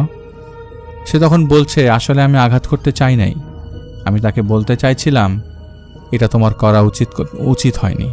তবে সে আমার ওয়াদাটা নিতে পারে নাই। এই সব জিনিসের একটা ভার থাকে, তার সে বয়স হয় নাই, তাই সে নিতে পারে নাই। এসব বলার পর হুজুর বলছে তুমি তাকে বিরক্ত করবে না। তো সেই জিন হুজুরকে বলছে যে আপনি আমাকে ছাড়তে বলতে পারেন না, কারণ এই ছেলে আমাকে বলেছে আমি ওর সাথে থাকবো। তা আমি একটু স্মরণ করিয়ে দিই, আমি আমার মাদ্রাসার হুজুর যখন পড়ছিল তখন সে বলছিল আমি একজন জিন, আমি তোমার সাথে থাকি। আমি বলছিলাম থাকো বা এমন কিছু একটা হয়তো বলেছিলাম, যা আমার পুরোপুরি স্মরণ হয়নি। হুজুরকে কথা বলার পর হুজুর বলছে তোমার ওজন নেওয়ার মতো তো এই ছেলের এখনো বয়স হয়নি। সালাউদ্দিন বলছে যে আমি তার কাছে আসবো না যতদিন না সে আমাকে ডাক দিবে, কিন্তু তার যদি কোনো বিপদ হয় আমি আসবো সাহায্য করার জন্য আল্লাহর উছিলায়। এই শর্তে আমি তাকে ছাড়তে পারি, তবে আমি এই 7 দিন তার সাথে থাকার কারণে তার যে শারীরিক সমস্যা হয়েছে সেটার যেন ডাক্তারি চিকিৎসা করা হয়। সে আমার ভালোই চাইছিল। পরবর্তী সে যখন চলে যায় তখন সে বাটিটা আমার সামনে রেখেছিল, সেই বাটিতে ফু দিয়েছিল কিছু একটা পরে। সেই বাটিটাকে আমি হাতে নিয়েছিলাম, নিয়ে মাথার উপর উঠালাম। আমার বাবা সেখানে নিজে উপস্থিত ছিলেন, তিনি শুনছিলেন বাটির উপরে লোহার কিছু ফেললে যেমন একটা টুং করে শব্দ হয়, সে একটা শব্দ হলো। তো সেই শব্দটা হওয়ার পর সেই বাটিটা যখন নিচে রাখে সেই 5 টাকার কয়েন বাটির ভেতর ছিল এবং সে হুজুরকে বলছিল আমি এটা দিয়ে তাকে ভালোবাসি তাই দিলাম, এটা দিয়ে আমাকে ডাকা যাবে, এটা দিয়ে যেন সে আমাকে ডাকতে পারে কোনো সমস্যা হলে, তাই এটা আমি তাকে ভালোবেসে দিলাম। আমার বাবাকে বাইরে পাঠিয়ে তাকে ডাকার কিছু প্রসিডিওর হুজুরকে বলে দিল। হুজুর পরবর্তীতে আমাকে বলছিল। তো এখান থেকে সে আমাকে ছেড়ে চলে যায় এবং এরপর থেকে প্রায় 1.5 মাসের উপর আমি অসুস্থ ছিলাম। আরও কিছু দিন পর যে সেন্স আসে, সুস্থ হয়ে 2.5 মাস পর সম্পূর্ণ সুস্থ হতে কিছু সময় লাগে। আমার সেন্স যখন পুরোপুরি চলে আসে আমি তখন বিছানায় শোয়া অবস্থায়। আমি ভাবছিলাম হয়তো 1-2 ঘন্টা হলো, কিন্তু শুনলাম প্রায় 2.5 মাস। আমি সেদিন খুব বড় একটা শক খেলাম। 2.5 মাস বেহুশ একটা মানুষ কিভাবে থাকে, আসলে এটা বলার মতো না। তখন নতুন ছিলাম, অনেক সমস্যা হতো, তো এখন আর কিছু মনে হয় না। পরবর্তীতে যখন আমি সুস্থ হয়ে গেলাম, হুজুর বলছিল যে সে সুস্থ হয়ে গেলে আমার কাছে নিয়ে আসবা। আমাকে আবারও হুজুরের কাছে নিয়ে আসা গেল এবং সবাইকে বের করে দিয়ে হুজুর আমাকে সেই প্রসিডিওরটা শিখিয়ে দিল। আমি তাকে স্বপ্নে দেখতাম প্রায়। আমি স্বপ্নে দেখতে থাকি, সে আমাকে অনেক কিছু বলতো, অনেক কিছু বুঝিয়ে দিত, আবার অনেক কিছু বলে দিত যেটা বলা সম্ভব না। এভাবেই প্রায় 8-9 মাস যায়, পড়াশোনা চলছিল। আমি ফুপ্পির বাড়ি বেড়াতে যাই। আমার মায়ের সঙ্গে একটা ঘটনা ঘটে। একজন ফকির আসে আমাদের বাসায়। সে ফকির মায়ের কাছে ভাত চায়। মা তাকে ভাত দিয়েছিল। ভাত খাওয়ার পর সে আমাদের ঘরের সামনে বলছিল যে তোমার ছেলের সাথে যে লোক যেটা আছে সে অনেক ভালো। তো এইটা তো ফকিরের জানার কথা না। সেই ফকিরকে আর খুঁজেই পাওয়া গেল না। কোথার থেকে এসছে, কোথায় গেছে, মাও তাকে কখনো কোথাও দেখেনি। এই বিষয়ে সেই ফকির তো বলেছেই যেগুলো আমি জানি না। আমার মায়ের বিবাহের ঘটনাটি মায়ের কাছ থেকে পেলাম। সালাউদ্দিন একটা সময় আমাকে বলেছিল স্বপ্নের মধ্যে যে তুমি এমন অনেক কিছু দেখবে যেটা দেখলে ভয় পেতে পারো, কিন্তু পেও না। আমি যে মাদ্রাসায় পড়াশোনা করছি সেখান থেকে আমার বাসায় আসতে প্রায় 2 কিলো। এর মধ্যে একটা রেল স্টেশন পড়ে। তো একদিন সন্ধ্যাবেলা আমি আর আমার এক বন্ধু রেল স্টেশন দিয়ে রেল লাইন ক্রস করে আসছিলাম। আসার সময় দেখলাম একটা মহিলার দেহ মাঝখান দিয়ে পুরাটা কাটা, মানে ট্রেনে কেটে গেছে মহিলার দেহটা। সন্ধ্যার সময় আমি প্রচণ্ড ভয় পাই। বন্ধু বলে দেখ দেখ দেখ ওইখানে মনে হয় একটা অ্যাক্সিডেন্ট হয়েছে, আমার রেল লাইন দিয়ে না যাই, ঘুরে যাই। সে আমাকে একটা বাড়ি মেরে বলে, এই তুই কোত্থেকে অ্যাক্সিডেন্ট দেখছিস? পুরো লাইন তো ক্লিয়ার, কেউ তো নাই লাইনে, একটা মানুষ তো ধরে থাকে, একটা কুকুরও তো নাই, অ্যাক্সিডেন্ট পাইলি কোথায়? বাসায় যেয়ে জিজ্ঞেস করলাম, বাবা কিছুদিনের ভেতর কি আশেপাশে কোনো কোথাও দুর্ঘটনা ঘটেছে? আমার বাবা বলেন, গত সপ্তাহে যে জায়গা দিয়ে আমরা নর্মালি যাওয়া আসা করি সেখানে একটা ডেড বডি পরে পাওয়া গেছিল, একটা মহিলা দুর্ঘটনায় মারা গেছে। 1 সপ্তাহ আগে অ্যাক্সিডেন্ট হওয়া বডি আমি সেখানে দেখেছি। আর অনেক ছায়ামূর্তি দেখতে পাই, ভয়ানক জিনিস চোখে আসে, যেটা হয়তো পরবর্তীতে কোনো একটা সময় বলা হবে। আমার উপর ব্ল্যাক ম্যাজিকও করা হয়েছিল। আরও ব্যাপার শেয়ার করবো পরে। আজ এতটুকুই।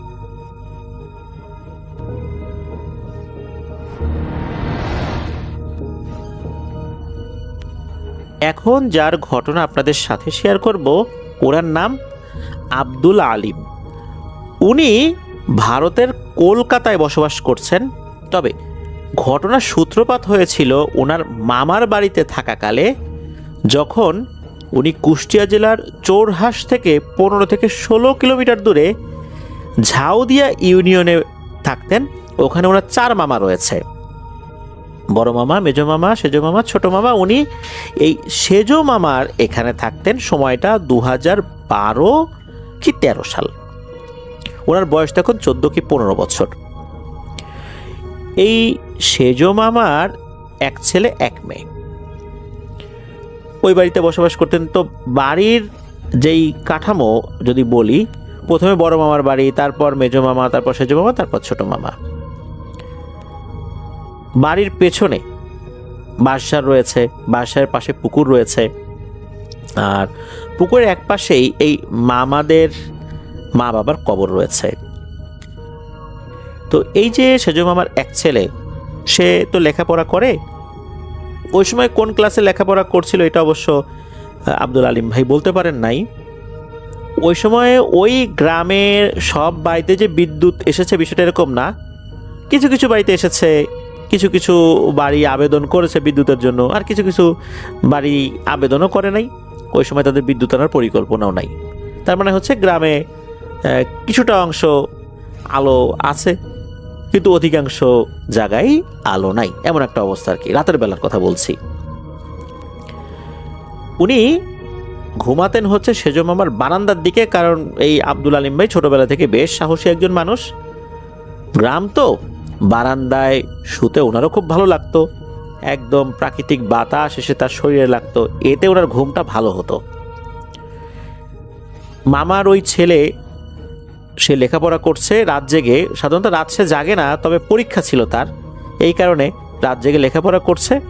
রাত তখন যে খুব বেশি তাও না, সাধারণত রাত 9টার মধ্যেই সেই ছেলেটা ঘুমিয়ে পড়ে, কিন্তু সে একটু বেশি সময়ই লাগিয়ে দিয়েছিল। তখন হয়তো বা 10:30টার মতো বাজে।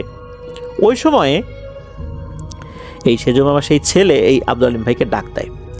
ডাক দিয়ে বলে যে একটা সিগারেট এনে দিয়ে। তার আবার সিগারেট খাওয়ার বদ অভ্যাস ধরে গিয়েছিল ওই সময়ই। সিগারেট আনার জন্য তাকে যেতে হবে এই বাঁশঝাড় পার হয়ে, রাস্তা পার হয়ে, মেইন রাস্তা, পাকা রাস্তা আর কি, এটা পার হয়ে পাশে একটা দোকান আছে। এই দোকানটা আবার অনেক রাত পর্যন্ত খোলা থাকে। 2012-13 সাল তো, অনেক আগের তো আর কথা না আসলে। উনি হাতে একটা টর্চ লাইট নিয়ে ওইদিকে যাওয়া শুরু করেছেন।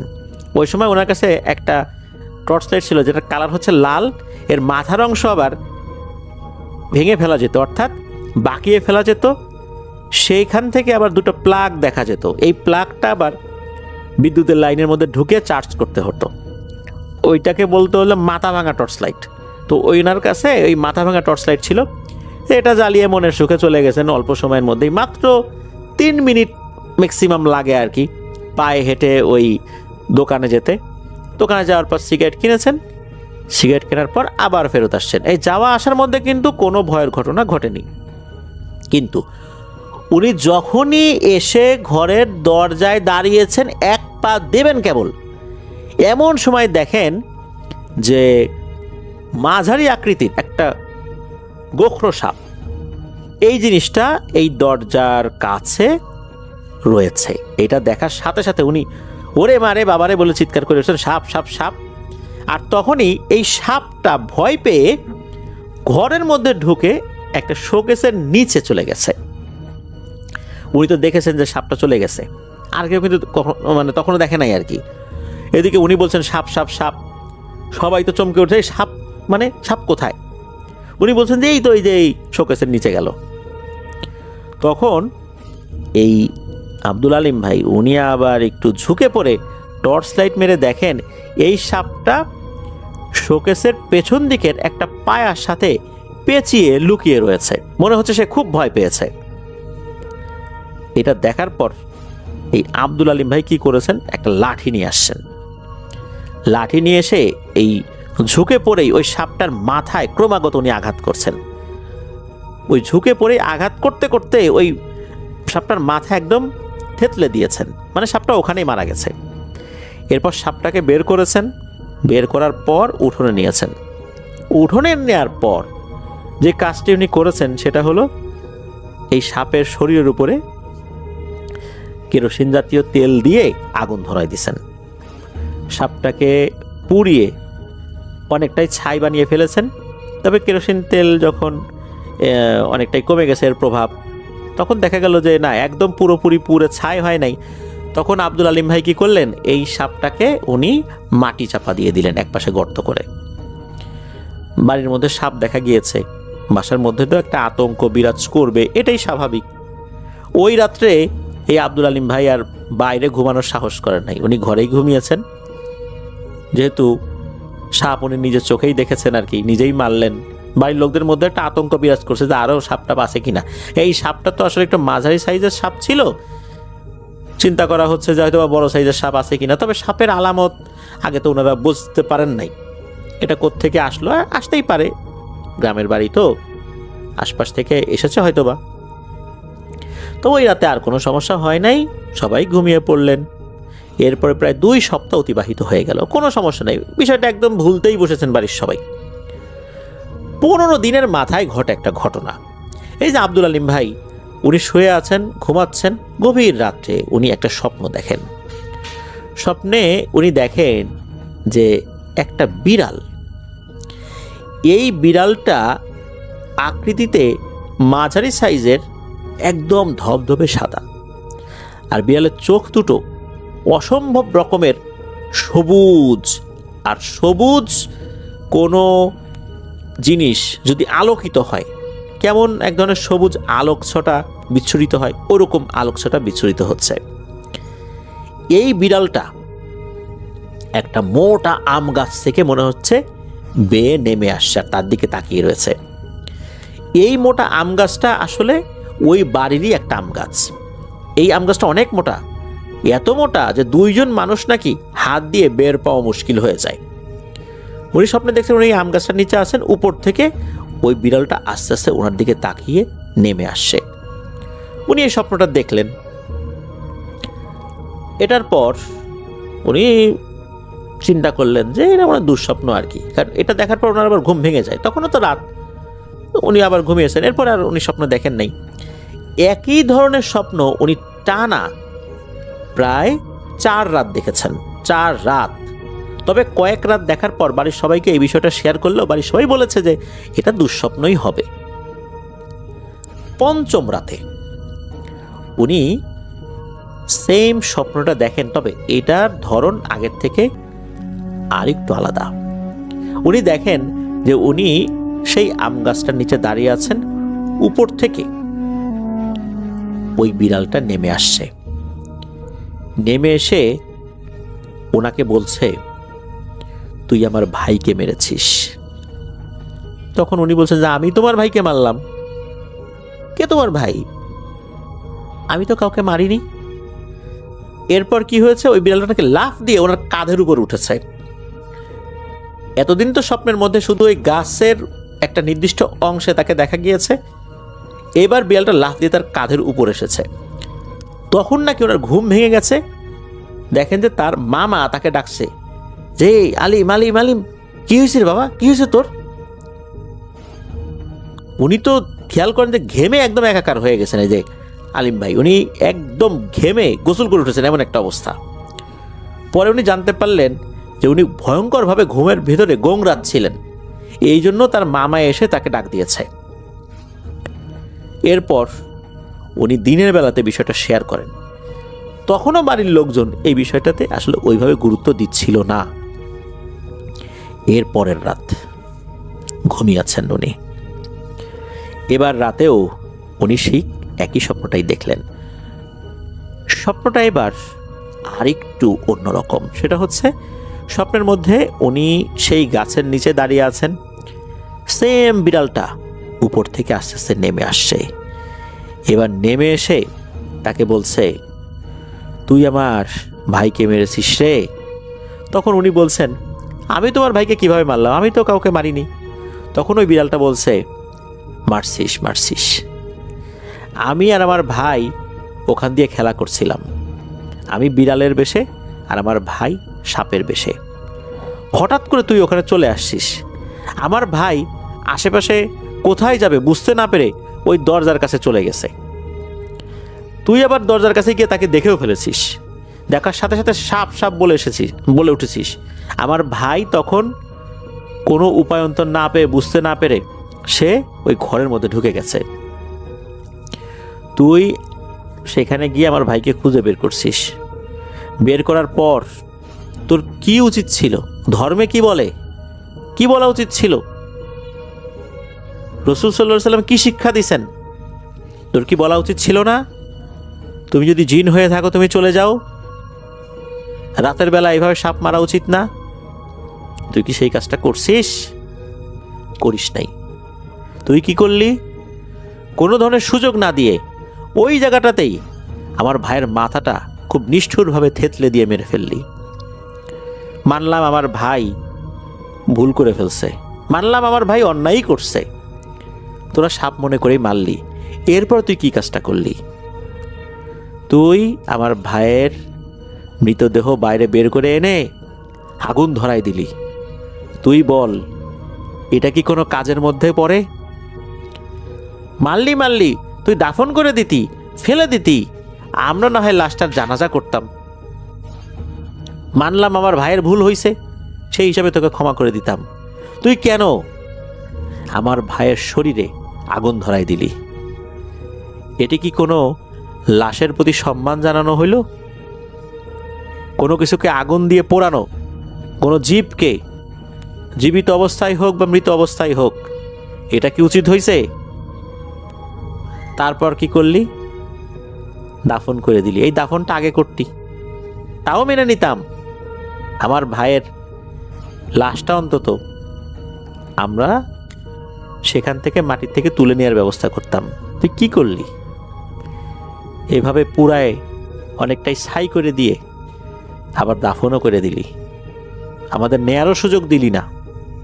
এখন তুই বল, এই কাজটার শাস্তি কি হইতে পারে? আমি তো তোকে ছাড়বো না রে। তোর অপরাধ অনেক গুরুতর, নিছক ভুল না, এটা ভয়ঙ্কর অন্যায়। ভুল হলে ক্ষমা করা যায়, অন্যায়ের শাস্তি পেতে হয়। তুই অন্যায় করছিস, এর শাস্তি তো তোকে পেতেই হবে। ভাই হত্যার শোধ তো আমি নেবই। তো এইরকম করে তাকে বলছে। উনি স্বপ্নের মধ্যে বলছে, আমার ভুল হয়ে গেছে, আমাকে ক্ষমা করে দাও, আমি বুঝতে পারি না, আমি তো সাপ মনে করেই মারছি। তখন আবার সে বলছে, সাপ মনে করে মারছিস ভালো, কেন ওকে আগুন ধরাই দিলি মারার পর? এটার জবাব কি দিবি? তখন উনি বলছেন যে আমার তো ভুল হয়ে গেছে, আমি আসলেই বুঝতে পারি নাই, এই কাজটা করা আমার উচিত হয় নাই। এদিকে তখন নাকি ওই বিড়ালটা তার উপর ঝাঁপিয়ে পড়ে।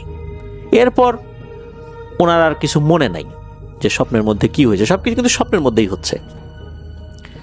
ওনার যখন জ্ঞান ফেরে তখন দেখেন ওনার শরীরের সাথে স্যালাইন লাগানো।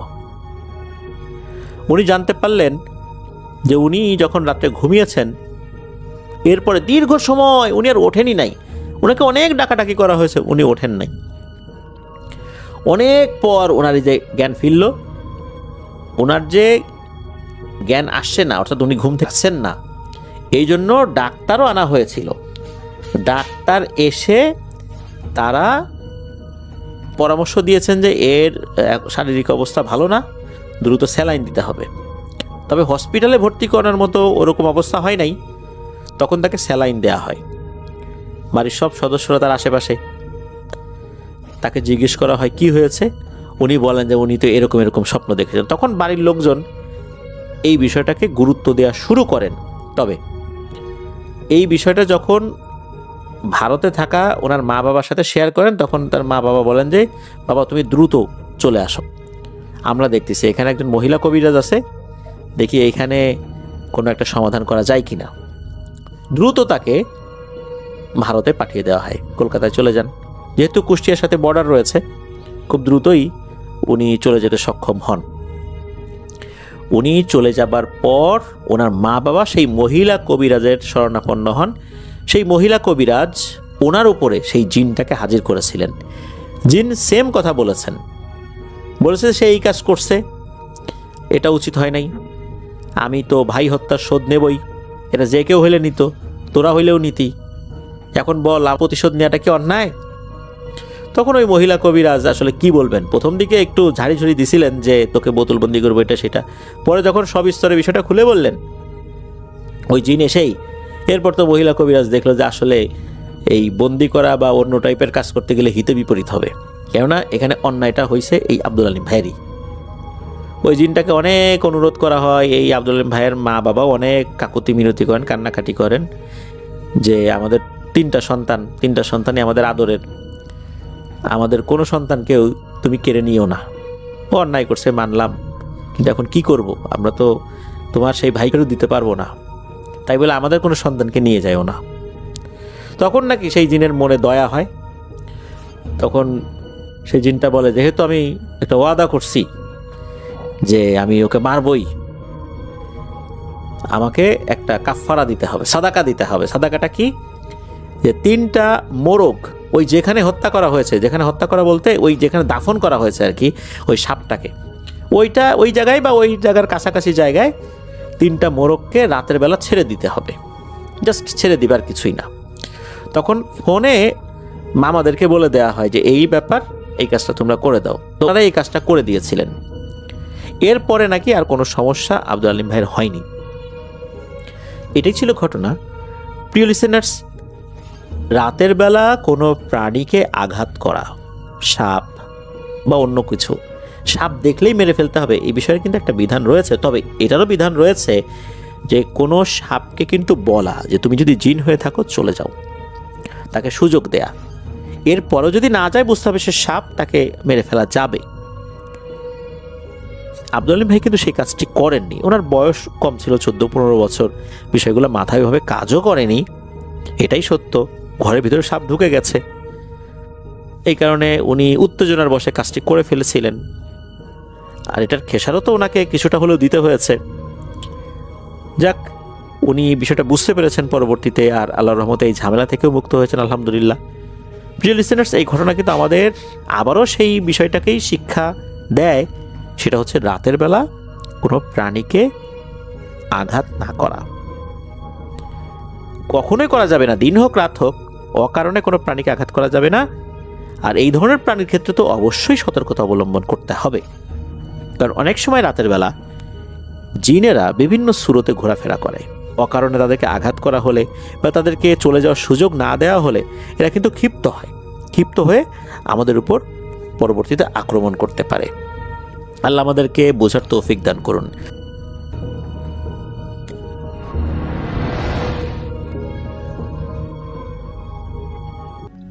আসসালামু আলাইকুম রাসেল ভাই, আশা করছি আপনি ভালো আছেন।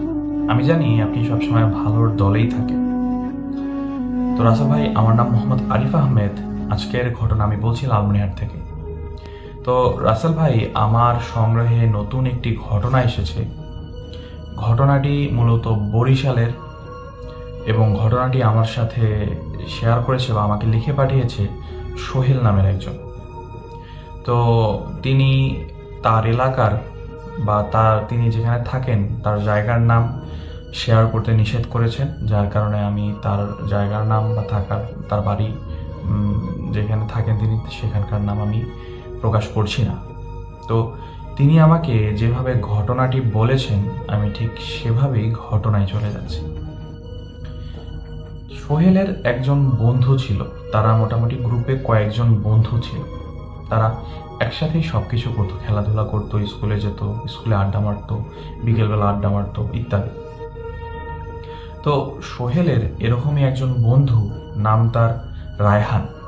তো রায়হানের সাথেই এই ঘটনাটি ঘটে। রায়হান মূলত খুব সাহসী ছেলে ছিল। তো রাসেল ভাই, সোহেলের এলাকায় একটি পুরনো কবরস্থান ছিল। কবরস্থানটি তাদের এলাকা থেকে দক্ষিণ দিকে, এবং সেখানটা একদম ফাঁকা একটি জায়গা, এবং এলাকার সবাইকে সেখানে কবর দেওয়া হয়। তো এই কবরে নাকি বিভিন্ন ধরনের ঘটনা ঘটে।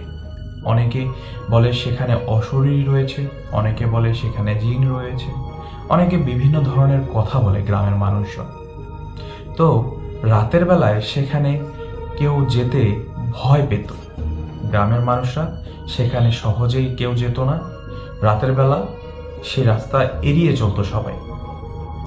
তো এরকমই একটি ঘটনা ঘটে সোহেলের ফ্রেন্ডের সাথে। সোহেলের ফ্রেন্ডের নাম ছিল রায়হান।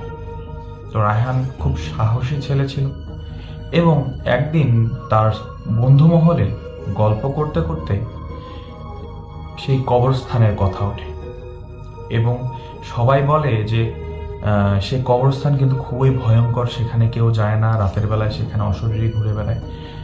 এরকম কথাবার্তা তাদের বন্ধু মহলে একজন আরেকজন বলছিল।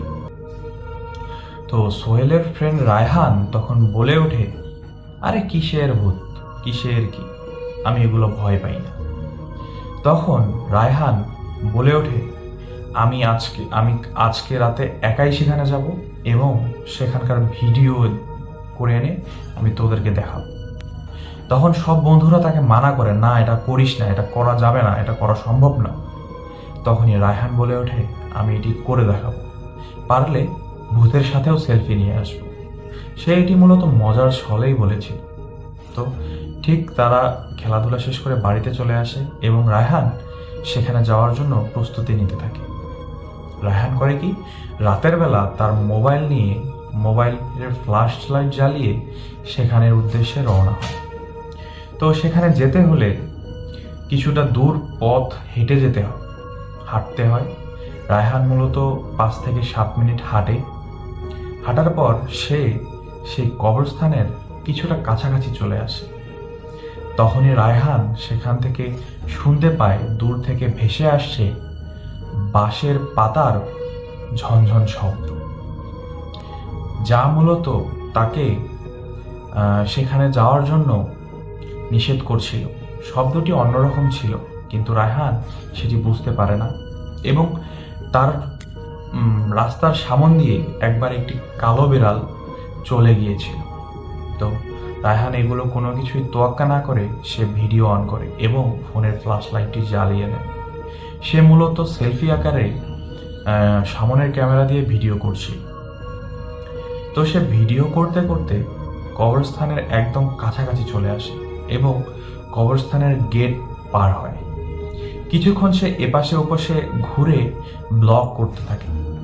এরকম একটি অবস্থায় সে ক্যামেরার মধ্যে বলতে থাকে বন্ধুদের উদ্দেশ্যে, দেখ তোরা, আমি কবরস্থানে চলে এসেছি, এবং দেখ কবরস্থানে কিছু নেই, তোদের ভয় পাওয়ার এখানে কোনো কিছু নেই, এখানে কিছু নেই, এটি একটি কবরস্থান ইত্যাদি বিষয়। তো একটি বিষয় বলতে ভুলে গিয়েছিলাম, সে সেখানে যখন গিয়েছিল সে তার বাড়ির কাউকে না জানিয়ে সেখানে গিয়েছিল। তো যাই হোক, রাসেল ভাই সে কবরস্থানে ঢুকে সে গেট থেকে এই ভিডিওটি করার পর সে কবরস্থানের কিছুটা ভিতরের দিকে যায় এবং সে হঠাৎ লক্ষ্য করে একপাশে কবরের ভিতর থেকে একটি লাল বাতি বেরিয়ে আসছে এবং সেই বাতির আলোতে সে দেখতে পারে কিছু মানুষ একটি কবর খুঁড়ছে। সেখানে কিছু মানুষ আর সাইডে কিছু মানুষ একটি লাশ নিয়ে বসে আছে, যে কবরটি খোঁড়া হলে সে লাশটি দাফন করবে। রায়হান ঠিক এটি দেখে আরো বেশি সাহস পায় এবং সেই ব্যক্তিদের উদ্দেশ্যে রওনা দেয়, যে দেখার জন্য যে তারা কি করছে। সে এটি ভিডিওতে তুলে ধরে, যে বলে যে দেখ, তোরা দেখ এখানে যে কবর দেওয়া হচ্ছে, হ্যান ত্যান হাবিজাবি। কিন্তু রায়হানের বন্ধু রায়হান সে বিষয়টি লক্ষ্য করে না, সে মানুষগুলোকে লক্ষ্য করে না। তো সে আনমনে তার ভিডিও বানিয়ে যাচ্ছিল। ঘটনার এক পর্যায়ে কিছুক্ষণ যাওয়ার পর সে ভিডিওরত অবস্থায় সে দেখছে পিছনের মানুষগুলো তার দিকে খুব একটি ভয়ঙ্কর দৃষ্টিতে তার দিকে তাকিয়ে আছে। রায়হান এই বিষয়টি দেখে খুবই ভয় পেয়ে যায় এবং সে বোঝার চেষ্টা করে যে তারা আমার দিকে তাকিয়ে আছে কেন। সে কিছুক্ষণ পর লক্ষ্য করে সেখানে যে ব্যক্তিগুলো দাঁড়িয়ে আছে সে ব্যক্তিগুলো অনেক আগেই মারা গিয়েছে এবং সে তার মধ্যে কয়েকজনকে চিনতে পারে। এবং এটি দেখে রায়হান খুবই ভয় পেয়ে যায় এবং চিৎকার দিয়ে ওঠে এবং সে ক্যামেরা মুখের দিকে নিয়ে দৌড়তে থাকে। হঠাৎ করে রায়হান কোনো কিছু একটির সাথে হোঁচট খেয়ে মাটিতে পড়ে যায় এবং সে বুঝতে পারছিল না কি হচ্ছে তার সাথে।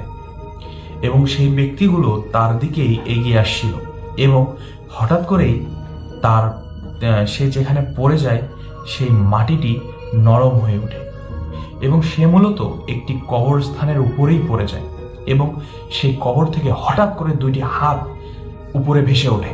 রায়হান এটি দেখে অজ্ঞান হয়ে যায়, অজ্ঞান হওয়ার মতো অবস্থা।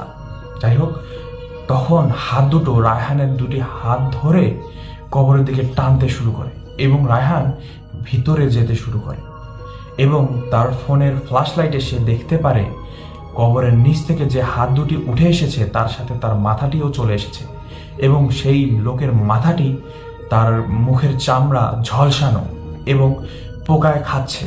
এটি দেখে রায়হান সেখানেই অজ্ঞান হয়ে যায় এবং সে পরবর্তী দিন এলাকার লোকজন তার বন্ধুরা সেখানে যায় এবং গিয়ে দেখে রায়হানের ফোন এক সাইডে পড়ে আছে এবং তখন পর্যন্ত রেকর্ডিং চালু আছে এবং রায়হান একটি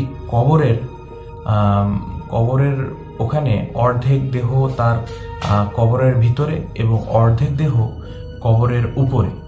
এটি দেখে এবং তারা দেখে যে রায়হান একদম অজ্ঞান অবস্থায় রয়েছে। তো এটি দেখে তার বন্ধুরা খুব তাড়াতাড়ি কবরটি খুঁড়ে তাকে তুলে বের করে এবং তারা আরেকটি জিনিস লক্ষ্য করে, যেটি একদম অভাবনীয় জিনিস, যেটি কল্পনারও বাইরে। নিচে যে ডেড বডিটি ছিল, এই ডেড বডিটি রায়হানের পা জাপটে ধরে আছে এবং সেটি কোনোভাবেই ছাড়ানো যাচ্ছে না।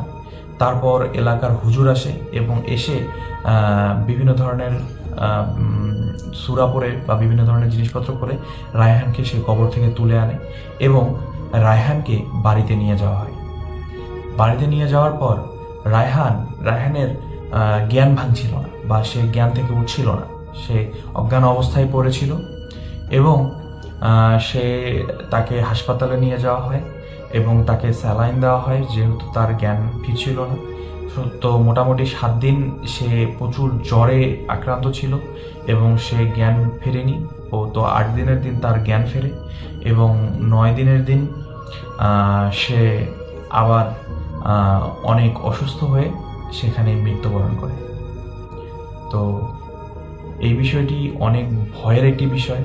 তো গ্রামবাসী এটি দেখার পর সেই দিকে একদম সেই কবরস্থানটি একদম বন্ধ করে দেয় এবং সেখানে আর কবর দেওয়া হয়নি পরবর্তীতে। এটি একটি সত্য একটি ঘটনা, যেটি আমি আপনার কাছে শেয়ার করলাম। ঘটনাটি যদি ভালো লেগে থাকে রাসেল ভাই আপনার, তাহলে অবশ্যই আমি চাইবো যে আপনি আমার এই ঘটনাটি আপনার ভূত FM-এ শেয়ার করবেন, ভূত.com-এ শেয়ার করবেন। তো রাসেল ভাই, আজকের ঘটনাটি এই পর্যন্তই। আমার ঘটনাটি যদি ভালো লেগে থাকে তাহলে অবশ্যই আমাকে জানাবেন, আমি আরও অনেক ঘটনা আপনাকে পাঠাতে প্রস্তুত আছি। আজকের ঘটনা এখানেই শেষ করছি। আসসালামু আলাইকুম।